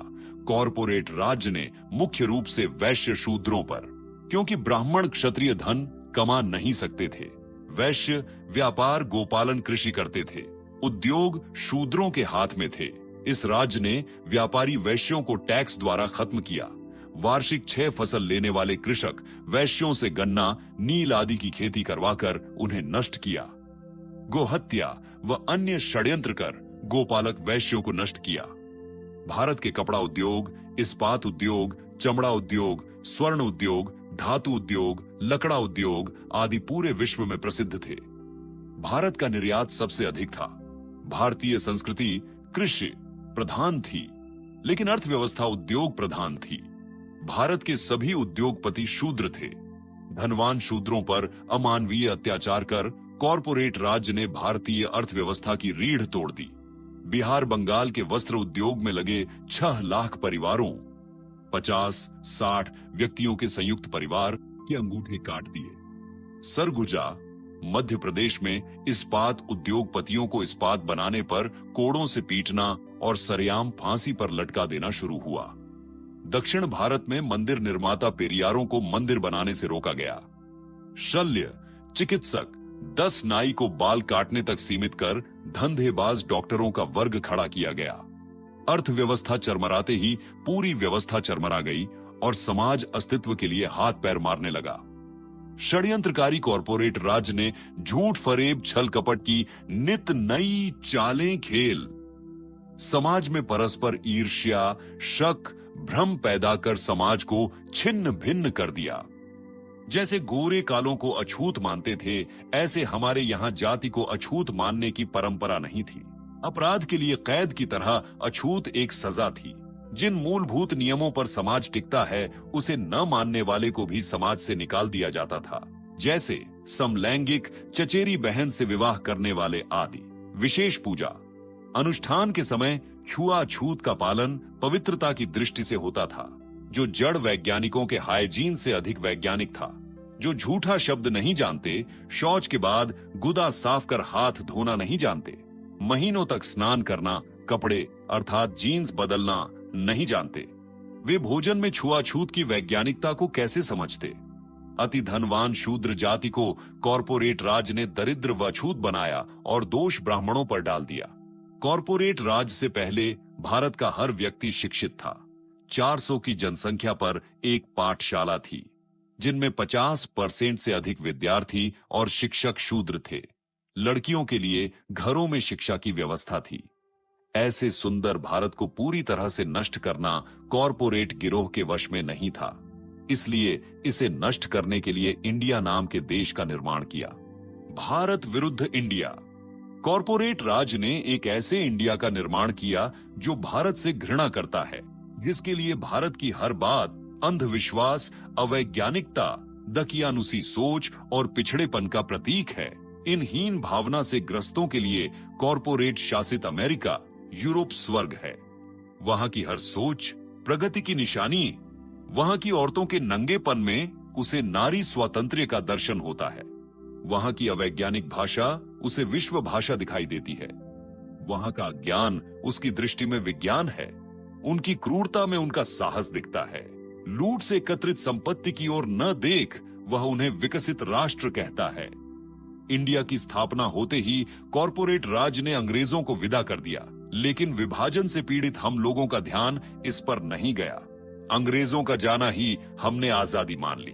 15 अगस्त 1947 के पहले भारत पर कॉरपोरेट राज था और आज भी कॉरपोरेट का ही राज है। अब छोटे मोटे आंदोलन तो हो रहे हैं, लेकिन आजादी की लड़ाई कोई नहीं लड़ रहा। व्यक्ति हो या देश, जब वह अपनी ही प्रकृति का विरोध करने लगता है, बीमार हो जाता है, और जब तक वह अपनी प्रकृति को नहीं समझता, स्वस्थ नहीं हो सकता। भारत और इंडिया में अंतर। भारत ऋषि प्रधान राष्ट्र था। ऋषि अर्थात जिन्होंने जड़ से ऊपर एक चेतन तत्व का साक्षात्कार किया था। उनका उद्देश्य शरीर की सीमा में स्वयं को बांधने की प्रवृत्ति से मनुष्य को मुक्त करना रहा। भोग में डूबा व्यक्ति शरीर की सीमा से मुक्त नहीं हो सकता। इसलिए ऋषियों ने त्याग को महत्व दिया और भोग का उद्देश्य भी भोग की निहसारता को समझकर उसे त्यागना ही रखा। भौगोलिक दृष्टि से भले ही भारत का संबंध एक देश विशेष से रहा हो, लेकिन भारत का सांस्कृतिक प्रभाव पूरे विश्व पर था।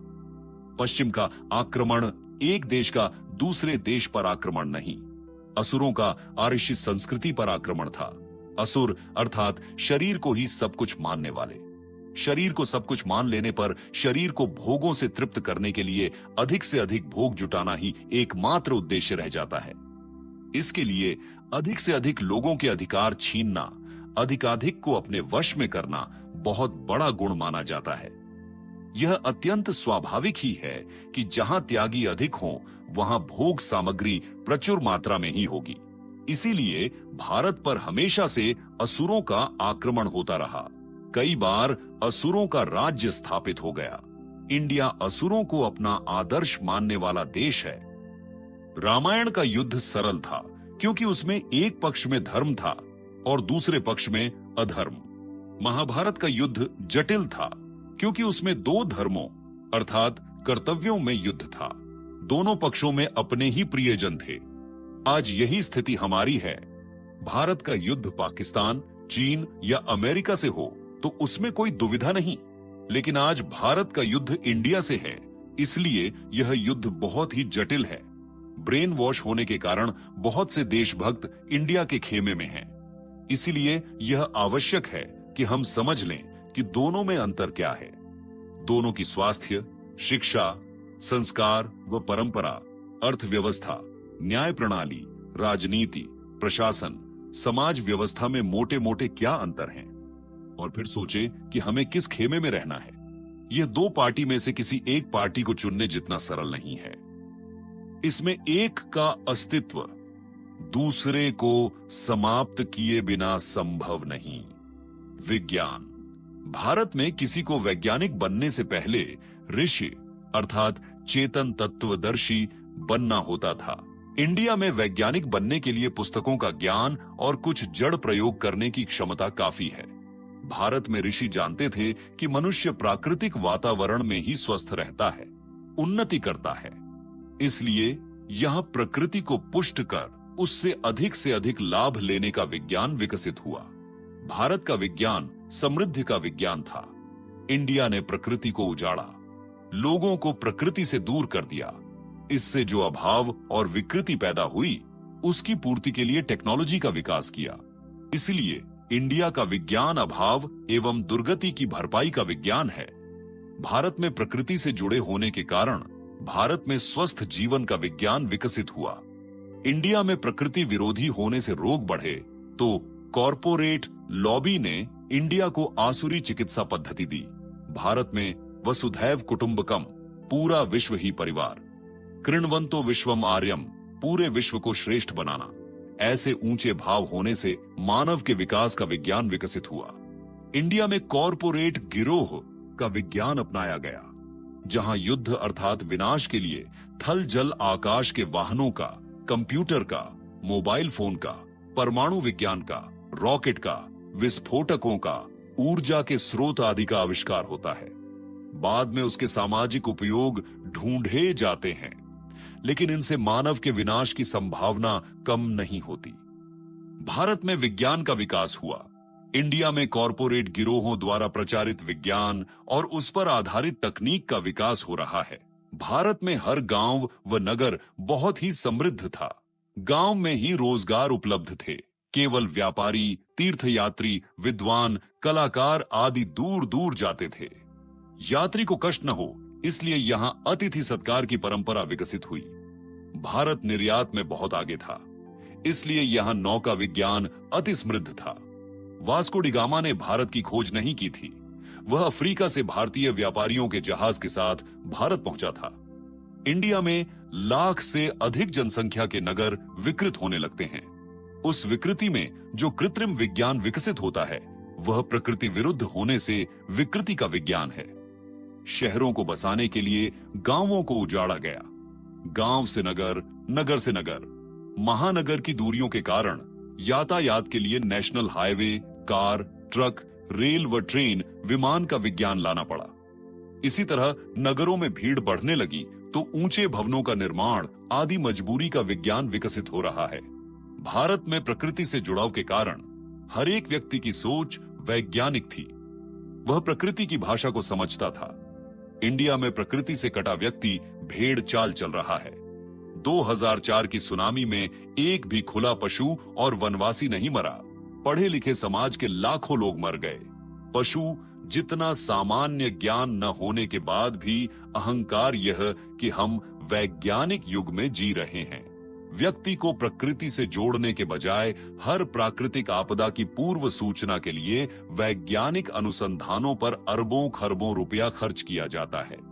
भारत में समाज की प्रगति के लिए विज्ञान की तकनीकों का विकास होता था। इंडिया में तकनीकी विकास के अनुरूप समाज को ढालने का प्रयत्न किया जाता है।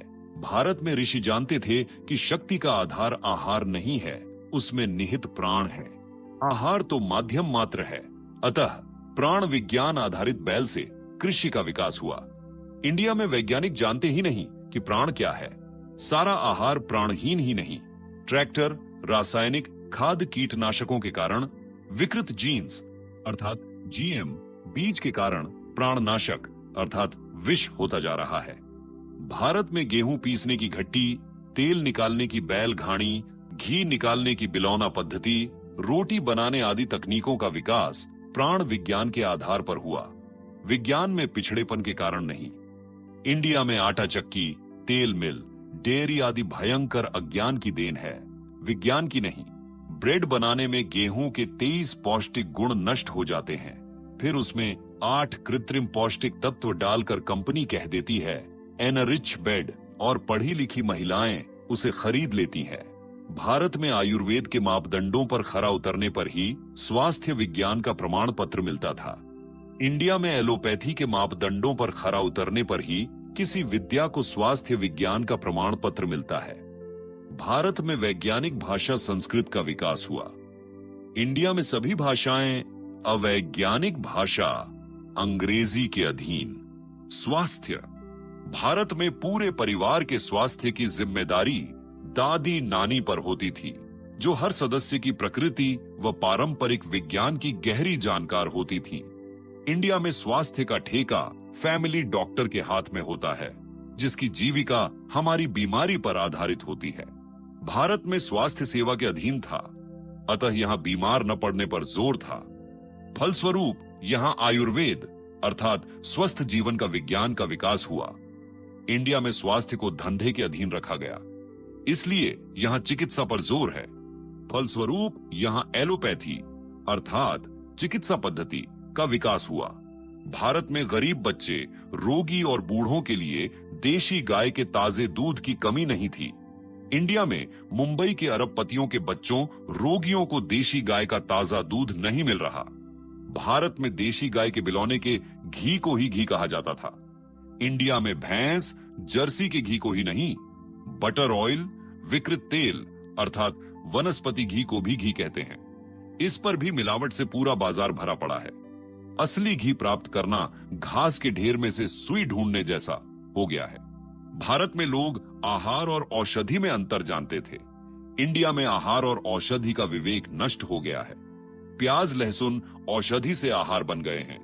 भारत में वैद्य रोगियों से धन नहीं लेते थे, धर्मार्थ संस्थाओं से मानधन मिलता था। ऋतु अनुसार आहार विहार पर बल देते थे, औषधि प्रयोग को हतोत्साहित करते थे। इंडिया में जो डॉक्टर जितनी अधिक फीस ले, वह उतना बड़ा डॉक्टर। सब खाओ लेकिन दवाई जरूर खाओ पर जोर। भारत में जीवन का आधार प्राण है, इसका ज्ञान था, और आहार निर्माण में प्राण तत्व नष्ट न हो, इसका विशेष ध्यान रखा जाता था। इंडिया में प्राण का ज्ञान ही नहीं है, केमिकल जीवन का आधार हो गया है। प्रोटीन आदि से युक्त संतुलित आहार का 2 कौड़ी का ज्ञान ही विज्ञान है।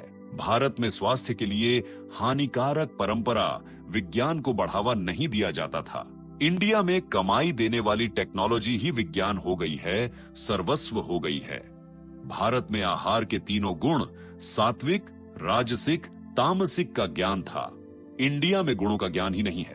तामसिक भोजन, मांसाहार, शराब, प्याज लहसुन, बासी या फ्रिज का भोजन, अशुद्ध भाव व विधि से बनाए भोजन की बाढ़ आई हुई है। भारत में सात्विक, राजसिक, जनसामान्य के भोजन बनाने व करने के पात्र मिट्टी, कांसा, पीतल, तांबा, लोहा, पत्ते, ये सभी स्वास्थ्यप्रद व स्वाद में बढ़ोतरी करते हैं। इंडिया में steel, plastic, aluminium, bone China, bone अर्थात हड्डी, स्वास्थ्य व स्वाद को बढ़ाना तो दूर, ये तो जहर ही हैं। भारत में मिट्टी के पात्र में भोजन बनाना स्वास्थ्य के ज्ञान की गहराई का प्रतीक था। इंडिया में मिट्टी के पात्र में भोजन बनाना गरीबी का प्रतीक है। भारत में भोजन मां, पत्नी या घर की स्त्रियां बनाती थीं। उनके प्रेम, स्वास्थ्य के ज्ञान और स्वाद के कारण प्राण तृप्त हो जाते थे। भोजन का प्रमुख गुण प्राणों की तृप्ति है। इंडिया में प्राणों की तृप्ति का स्त्रियों को पता ही नहीं। ऋतु व प्रकृति के अनुकूल भोजन का भी ज्ञान नहीं, इसलिए नौकरों के हाथ के और होटल के चटपटे भोजन का प्रचलन बढ़ता जा रहा है। भारत में ऋतु एवं गुण के आधार पर जो भगवान को भोग लगता था, वही हम खाते थे। इंडिया में हमें जो खाना होता है, वह भगवान को भोग लगता है। भारत में गोबर से उत्पन्न प्राण से भरपूर व सात्विक अन्न खाते थे। सात्विक अन्न, सात्विक मन। इंडिया में केमिकल से उत्पन्न जहरीला व तामसी अन्न खाते हैं। जहरीला अन्न, जहरीला मन। भारत में आसपास पैदा होने वाले अपनी प्रकृति के अनुकूल खाद्य को ही भोजन में प्राथमिकता देते थे। इंडिया में भोजन में अपनी प्रकृति के प्रतिकूल व 80% तक बाहरी खाद्य सामग्री होती है। भारत में शुद्ध आहार करते थे। इंडिया में संकरित आहार करता है, जिसकी न प्रकृति का पता होता है, न लाभ का और न गुणों का। शिक्षा। भारत में प्रत्येक व्यक्ति शिक्षित था। हर गांव में पाठशाला थी। पढ़ने पढ़ाने वाले 50% से अधिक शूद्र थे। शल्य चिकित्सा की शिक्षा नाई जाति के लिए, स्थापत्य की शिक्षा कुम्हार जाति के लिए, इस्पात व वस्त्र उद्योग की शिक्षा लुहार व जुलाहा जाति के लिए आरक्षित थी। इंडिया में पढ़े लिखे कुशिक्षित ही अधिक हैं, शिक्षित तो बहुत ही कम हैं। आरक्षण के नाम पर नेता शिक्षा के अंदर घुसपैठ कर उसका सत्यानाश कर रहे हैं। भारत में विश्व भर से विद्यार्थी गुरुकुलों में आते थे। इंडिया में विद्यार्थी विदेश में पढ़कर गौरव महसूस करते हैं। भारत में गुरु गुरुकुल चलाते थे। समाज का सबसे प्रबुद्ध वर्ग शिक्षा देता था। इंडिया में स्कूलों में नौकर रखे जाते हैं जो टीचर का कार्य करते हैं।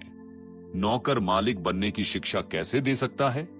इसलिए यहां पढ़ा लिखा व्यक्ति मानसिक रूप से गुलाम है, नौकरी को श्रेष्ठ समझता है।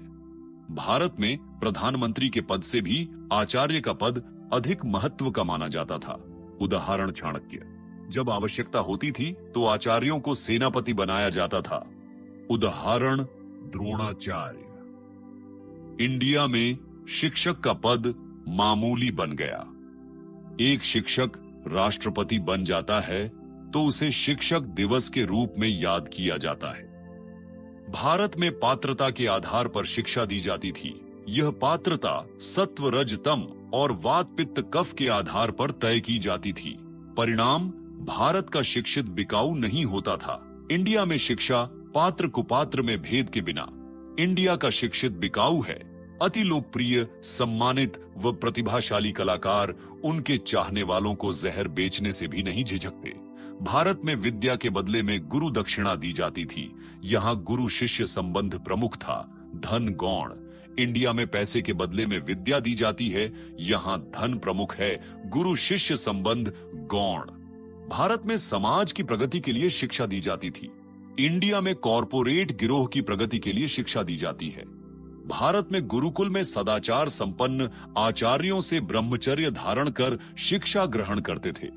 इंडिया में घर के भोगमय वातावरण में रहकर शिक्षा ग्रहण करते हैं। भारत में प्राकृतिक वातावरण में ज्ञान की साधना होती थी। इंडिया में कमरों में नर्सरी, किंडरगार्टन खोलते हैं। किताबों से गाय बकरी, फल फूल, सूर्य चंद्र समझाते हैं। इस सेकंड हैंड जानकारी को ज्ञान कहते हैं। भारत में गुरु शिष्य केंद्रित शिक्षा पद्धति थी। इंडिया में केवल विषय केंद्रित शिक्षा पद्धति है। भारत में पुरुषों को समाज के प्रगति की और स्त्रियों को प्रगति को स्थिरता प्रदान करने की शिक्षा दी जाती थी। जैसे चलते समय एक पैर प्रगति करता है और एक पैर स्थिर रहता है। इंडिया में दोनों को एक सी शिक्षा दी जा रही है। दोनों पैर एक साथ बढ़ने पर जो दुर्गति होती है, वैसी ही समाज की दुर्गति हो रही है। भारत में शिक्षा आधारित परीक्षा होती थी। इंडिया में परीक्षा आधारित शिक्षा होती है।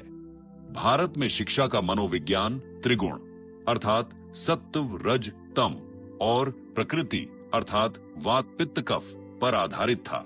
सत्व गुण का विकास, रजोगुण का नियंत्रण और तमोगुण का दमन शिक्षा के द्वारा साधा जाता था। इंडिया में शिक्षा का मनोविज्ञान व्यवहार पर आधारित है। भारत में जानकारी से ज्ञान को अधिक महत्व दिया जाता था। ज्ञान प्राप्ति के लिए सेवा और साधना पर विशेष बल दिया जाता था। इंडिया में सेकंड हैंड अर्थात इंटरनेट या पुस्तकीय जानकारी ही सब कुछ है। सेवा और साधना को कोई स्थान नहीं। भारत में ज्ञान के साथ साथ पात्रता की परीक्षा होती थी। इंडिया में पात्रता के अनुसार शिक्षा दी ही नहीं जाती, इसलिए पात्रता की परीक्षा भी नहीं होती। भारत में प्रारंभिक स्तर पर किताबी भूगोल की जगह अपने पास की प्रकृति को समझने की शिक्षा दी जाती थी। इंडिया में प्रारंभिक स्तर पर देश विदेश, पृथ्वी, आकाश, पाताल सबका भूगोल पढ़ाया जाता है, लेकिन दैनिक जीवन में उपयोगी गांव व जिले का भूगोल नहीं पढ़ाया जाता। भारत में इतिहास की शिक्षा नहीं होती थी, लेकिन लोगों को अपने पूर्वजों की जानकारी थी। इंडिया में कॉरपोरेट गिरोह द्वारा भारत के स्वाभिमान को भंग करने के लिए मनगढ़ंत इतिहास पढ़ाया जा रहा है।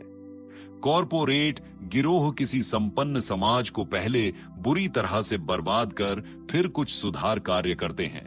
सुधार का ढोंग ही इतिहास के रूप में पढ़ाया जाता है। भारत में मातृभाषा और राष्ट्रभाषा संस्कृत में शिक्षा दी जाती थी।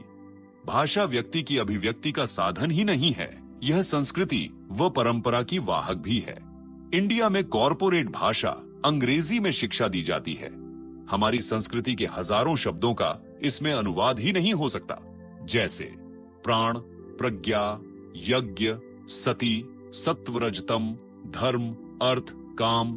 गलत अनुवाद धर्म, रिलीजन, विवाह, मैरिज, कृषि, एग्रीकल्चर, मक्खन, बटर, दर्शन, फिलॉसफी, तत्व, एलिमेंट, रसायन, केमिकल आदि ने बहुत नुकसान पहुंचाया। इससे देश ऋषि संस्कृति से कटकर आसुरी संस्कृति के प्रभाव में आ गई। भारत में प्रगति का विज्ञान पढ़ाया जाता था, इंडिया में दुर्गति का विज्ञान पढ़ाया जाता है। भारत में अर्थशास्त्र पढ़ाया जाता था, इंडिया में अनर्थ शास्त्र पढ़ाया जाता है।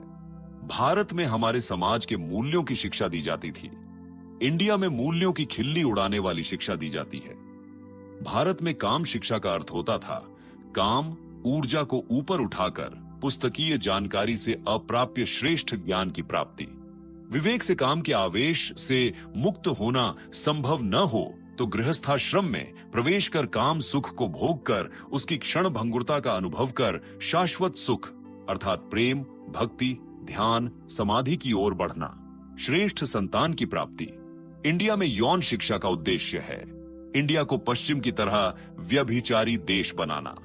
गर्भ निरोधक बेचने वाली, यौन उत्तेजना बढ़ाने वाली दवाई कंपनियों का ग्राहक बनाने के लिए ब्रह्मचर्य भंग करने, सुरक्षित यौन करने, यौन संबंधों के व्यावहारिक अनुभवों के लिए प्रेरित करने वाली शिक्षा देना। न्याय, भारत में न्याय के आधार पर निर्णय, इसलिए न्यायालय थे। इंडिया में कानून के आधार पर निर्णय, कानूनालय को न्यायालय कहकर जनता को धोखा दिया जा रहा है। भारत में न्याय सर्वोपरि था, न्याय की आत्मा होती है।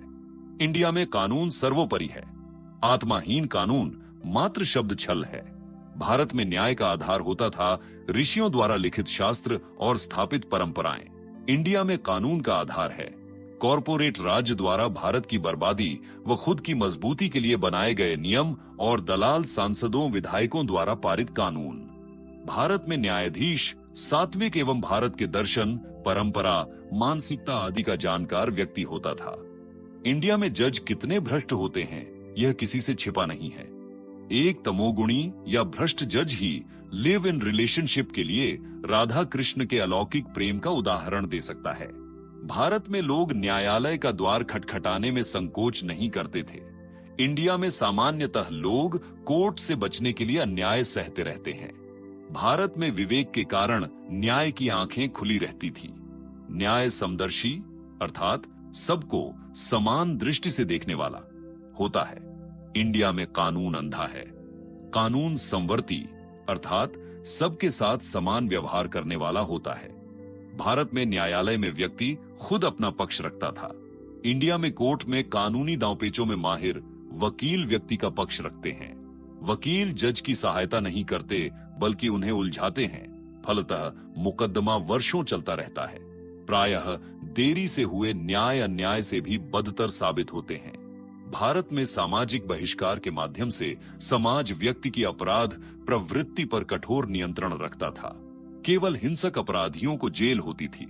इंडिया में जितने भी पक्के अपराधी हैं वे जेल में ही तैयार होते हैं। सामाजिक बहिष्कार को गैर कानूनी घोषित कर समाज को कमजोर बनाया गया है। भारत में न्याय की प्रक्रिया उस भाषा में चलती थी जो व्यक्ति के समझ में आती थी। इंडिया में कानून की प्रक्रिया टेक्निकल अंग्रेजी में चलती है जो 99% जनता समझ ही नहीं पाती। भारत में 5 लाख से कम जनसंख्या के नगर होते थे। ऐसे नगरों में समाज रहता था, इसलिए वहां न्याय संभव था। इंडिया में 5 लाख से अधिक जनसंख्या वाले नगर हैं, उनमें समाज नहीं भीड़ रहती है। सामाजिक दबाव के बिना अपराधों को रोकना संभव नहीं। ऐसे नगरों में न न्याय संभव है और न ही कानून। प्रशासन, भारत में प्रशासनिक ढांचा प्रयास पूर्वक छोटा रखा जाता था ताकि भ्रष्टाचार कम से कम हो।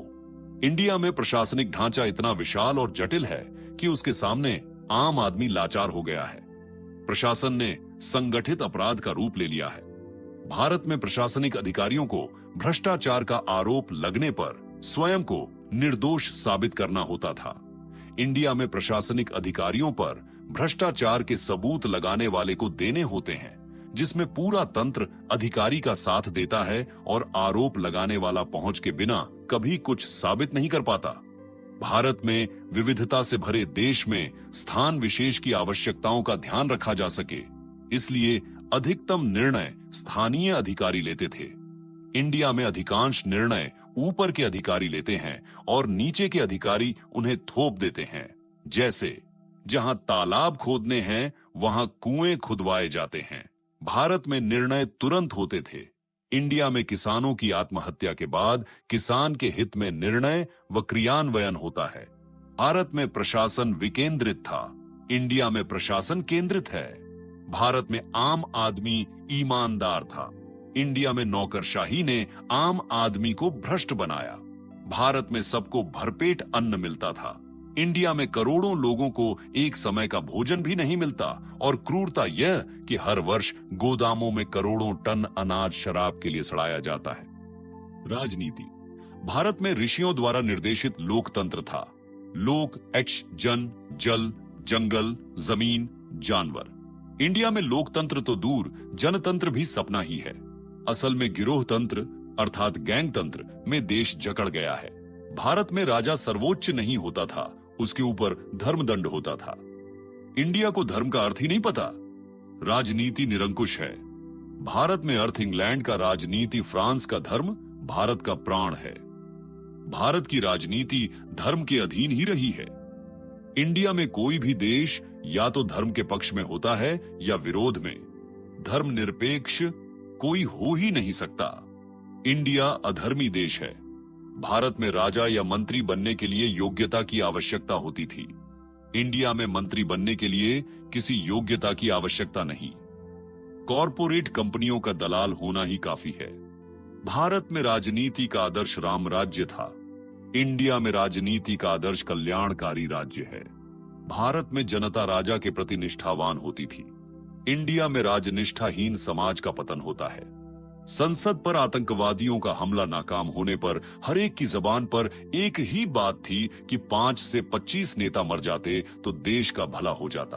भारत में ऋषि सम्मत बहुत सी शासन प्रणालियां थीं। इंडिया में ब्रिटिश संसदीय प्रणाली को अपनाई गई ताकि देश पर कॉरपोरेट अर्थात कंपनी गिरोह का राज्य चलता रहे। भारत में हृदय जीतो, राज करो के आधार पर शासन।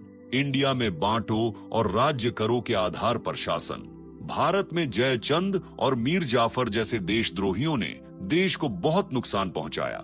इंडिया में राजनीति प्रशासन में बैठे कॉरपोरेट के 10 लाख दलालों को समुद्र में नहीं डुबाया गया तो ये देश को डुबा देंगे। फिर से ईस्ट इंडिया कंपनी के राज की तरह करोड़ों देशवासी बंदूक, भूखमरी और रोगों के शिकार होकर मरेंगे। अंग्रेजों की तरह इनके जाने के लिए कोई देश भी नहीं है, इसलिए इनकी मौत से ही देश बचेगा। अर्थव्यवस्था। भारत की अर्थव्यवस्था उद्योग प्रधान थी। यहाँ की संस्कृति कृषि प्रधान थी। इंडिया में अर्थव्यवस्था कॉरपोरेट प्रधान है। पूरी अर्थव्यवस्था 30 कॉरपोरेट के अधीन है। भारत में अंग्रेजों के भयंकर लूट हत्या कर जाने के बाद भी इस देश का निर्यात सबसे अधिक था। इंडिया में माल का आयात हो रहा है और प्रतिभाओं का निर्यात हो रहा है। भारत में अर्थव्यवस्था विकेंद्रित थी। उद्योग गांवों में थे, शहर गांवों पर आश्रित थे। आक्रमण से व्यापार केंद्र नष्ट होते थे, उद्योग केंद्र नहीं, अतः जल्दी ही फिर खड़े हो जाते। इंडिया में अर्थव्यवस्था शहरों में केंद्रित हो गई है। उद्योग शहरों व कस्बों में आ गए हैं, गांव शहरों पर आश्रित हो गए हैं। शहर आक्रमण से बर्बाद होते ही गांव भी नष्ट हो जाएंगे। भारत में महाजन आम आदमी की बचत जमा कर आम आदमी को ही धन उपलब्ध कराता था। इंडिया में बैंक खड़ा करने का उद्देश्य आम आदमी की बचत का 90% कॉरपोरेट को उपलब्ध कराना है। भारत में हमारी धन संपदा को लूटने के लिए विदेशियों को हमारी सीमा पर आक्रमण ही करना होता था, जो दशकों में एक बार होता था। इंडिया में सरकार मान्य शेयर बाजार के माध्यम से कॉरपोरेट बिना आक्रमण आए दिन जनता के खून पसीने की हजारों करोड़ की कमाई मजे से लूट लेते हैं। भारत में जनता की आर्थिक समृद्धि को ही देश की समृद्धि माना जाता था। इंडिया में न बेचने योग्य चीजें जैसे पानी, दूध, छाछ, कोल्ड ड्रिंक, जंक फूड, मांस, औषधि, शराब, तंबाकू, प्लास्टिक पात्र, रासायनिक खाद, कीटनाशक, गर्भ निरोधक, भूमि को बेचना जनता को लूटना है। लेकिन इससे जीडीपी बढ़ता है। जीडीपी देश की आर्थिक समृद्धि का पैमाना नहीं, कॉरपोरेट कंपनियों की समृद्धि का पैमाना है। भारत में काम अर्थ के अधीन था, अर्थ, धर्म व मोक्ष के। इंडिया में अर्थ काम के अधीन है, काम पर कोई लगाम नहीं है। भारत में 3 से 4 प्रकार के ही कर थे, ये सब मिलकर भी 16% से अधिक नहीं होते थे। इंडिया में लगभग 56 प्रकार के कर वसूले जाते हैं। कमाई का 70% तक कर में चला जाता है। भारत में सरकारी कर्मचारी डरते डरते रिश्वत लेते थे। रिश्वत 1% से अधिक कभी नहीं थी। इंडिया में खुलेआम पूरी व्यवस्था संगठित रिश्वत में लिप्त है। रिश्वत की दर 10% है। भारत में लोग समृद्ध थे। 100 आम की टोकरी कहकर बेचने वाले 125 आम देते थे। इंडिया में लोग बनी हैं। एक पेटी में 48 आम ही होते हैं, उसमें भी 2-4 सड़े। भारत में गाय को धन, गोधन कहते थे। बच्चे, रोगी, बूढ़ों को गाय का दूध आसानी से मिलता था। दूध, छाछ बेचना पाप माना जाता था। इंडिया में भैंस जर्सी धन, गाय बोझ। हर दिन 60,000 गायें कटती हैं। मुंबई के अरबपतियों के बच्चों रोगियों को भी गाय का दूध नहीं मिल रहा। पानी बिकता है। भारत में गाय का घी निर्यात होता था। इंडिया में करोड़ों टन गाय का मांस निर्यात होता है। भारत में निर्धन व धनी में मात्र 10 गुणे का अंतर था। इंडिया में निर्धन और धनी में लाख गुणे का भयानक अंतर है। भारत में विद्वानों को दान मिलता था। इंडिया में विद्वानों का जीवन रोजी रोटी के जुगाड़ में ही निकल जाता है। भारत की कला विश्व प्रसिद्ध है। समृद्ध समाज में कला व कलाकार पनपते हैं। भारत के कलाकार कला के साधक थे और भारतीय कला के कद्रदान। यह कला समाज के परिष्कार का साधन थी। इंडिया का कलाकार रोजी रोटी के फेर में पड़ा है। वह कला की साधना करेगा तो खाएगा क्या? इंडियन कला के खरीदार हैं। यहाँ कला बाजारू माल हो गई है। संस्कृति व परंपरा। भारत में स्त्रियों के लिए सतीत्व का आदर्श रखा जाता था। इंडिया में सती का अर्थ पति के शव के साथ जलना कर दिया। करोड़ों में एक घटना को प्रथा कह प्रचारित किया गया। भारत में पुरुषों के लिए ब्रह्मचर्य का आदर्श रखा जाता था। इंडिया में ब्रह्म की ओर चलना क्या होता है, यह तो कोई जानता ही नहीं। वीर्यनाश को बढ़ावा दिया जा रहा है। भारत में हम अन्य संस्कृतियों में आवश्यक परीक्षण संशोधन कर संस्कृति में समाहित कर लेते थे। इंडिया में यहां उदार मिलीजुली संस्कृति के नाम पर वहां की विकृतियां बिना रोक टोक चली आ रही हैं। समाज। भारत में सवर्ण का अर्थ था 4 वर्ण में आने वाले, अर्थात ब्राह्मण, क्षत्रिय, वैश्य, शूद्र। इंडिया में सवर्ण का अर्थ है 3 वर्ण, अर्थात ब्राह्मण, क्षत्रिय, वैश्य। शूद्र, दलित अछूत हो गए। भारत में सभी उद्योगपति शूद्र थे। कपड़ा, इस्पात, स्वर्ण, धातु, चमड़ा, लकड़ी सब उद्योग शूद्रों के हाथ में थे। शूद्र अति धनवान थे। उद्योगों के प्रोत्साहन के लिए सबसे अधिक धन संचय का अधिकार शूद्रों को ही था। इंडिया में ईस्ट इंडिया कंपनी ने अपने उद्योग स्थापित करने के लिए शूद्रों को बर्बाद किया और इस कारस्तानी को छिपाकर छल पूर्वक उनकी बर्बादी का अपराधी शेष 3 वर्षों को ठहरा दिया। इंडिया में कॉरपोरेट हित में यही नीति चल रही है। भारत में सम्मानित प्रोफेशनल सिविल इंजीनियर, आर्किटेक्ट अर्थात भवन बनाने वाले कुम्हार, मंदिर बनाने वाले पेरियार, तालाब खुदवाने वाले गजधर आदि, सर्जन अर्थात नाई, गायनेकोलॉजिस्ट अर्थात नाइन आदि शूद्र थे। इंडिया में कोई शूद्र बनना नहीं चाहता, लेकिन शूद्रों के पेशे को सब अपनाना चाहते हैं। भारत में धनी की निंदा उसे मदमस्त नहीं होने देती। शूद्रों की निंदा उनके धनी होने के कारण की गई। इंडिया में शूद्रों के साथ दुर्व्यवहार उनके निर्धन होने के कारण किया गया। भारत में सम्मानित कलाकार, मूर्तिकार, स्वर्णकार, शिल्पकार, चर्मकार आदि शूद्र थे। भारत में बंदर, भालू, सांप आदि का खेल दिखाकर खेल खेल में उनके बारे में जानकारी देने वाले व भय मिटाकर उन्हें वश में करने का उपाय बताने वाले लोक शिक्षक थे। इंडिया में लोक शिक्षक जाति तमाशा दिखाकर भीख मांगने वाले मदारी बनकर रह गए। भारत में समाज द्वारा बहिष्कृत अर्थात दंडित व्यक्ति अछूत होता था। इंडिया में शूद्र को अछूत कहा जाता है। कालों को अछूत मानने वाले अंग्रेजों से किसी जाति को अछूत मानने की विकृति इंडिया में आई। भारत में भारतीय समाज ऋषि प्रधान समाज है। भारतीय समाज ने स्त्रियों को पुरुषों के अधीन और पुरुषों को ऋषियों के अधीन रखा। इंडिया पुरुष स्त्री प्रधान समाज के विवाद से ग्रस्त है। इंडिया कामिनियों को ऊपर उठाने में लगा है, न कि उन्हें कामनाओं से ऊपर उठाने में। भारत में संस्कार हो तो संयुक्त परिवार के बहुत से लाभ हैं। भारत में हजारों वर्षों से संयुक्त परिवार की प्रथा रही। इंडिया में संस्कार के अभाव में एकल परिवार भी टिक नहीं सकते। 8 वर्ष के भीतर ही इंडिया के एकल परिवार भी बिखर रहे हैं। भारत में आई विकृतियों को समाज और समाज में पैदा हुए महापुरुष दूर करते थे। इंडिया में भारत को छिन्न भिन्न कर देने की मंशा रखने वाले देशों की टिप्पणियों के आधार पर यहां समाज में सुधार किया जाता है। भारत में भारतीय समाज ने आक्रामकों को आत्मसात कर लिया, अर्थात उनके दोषों का परिष्कार कर और समाज के अनुकूल गुणों को उनसे ग्रहण कर उन्हें प्रेम पूर्वक अपना लिया।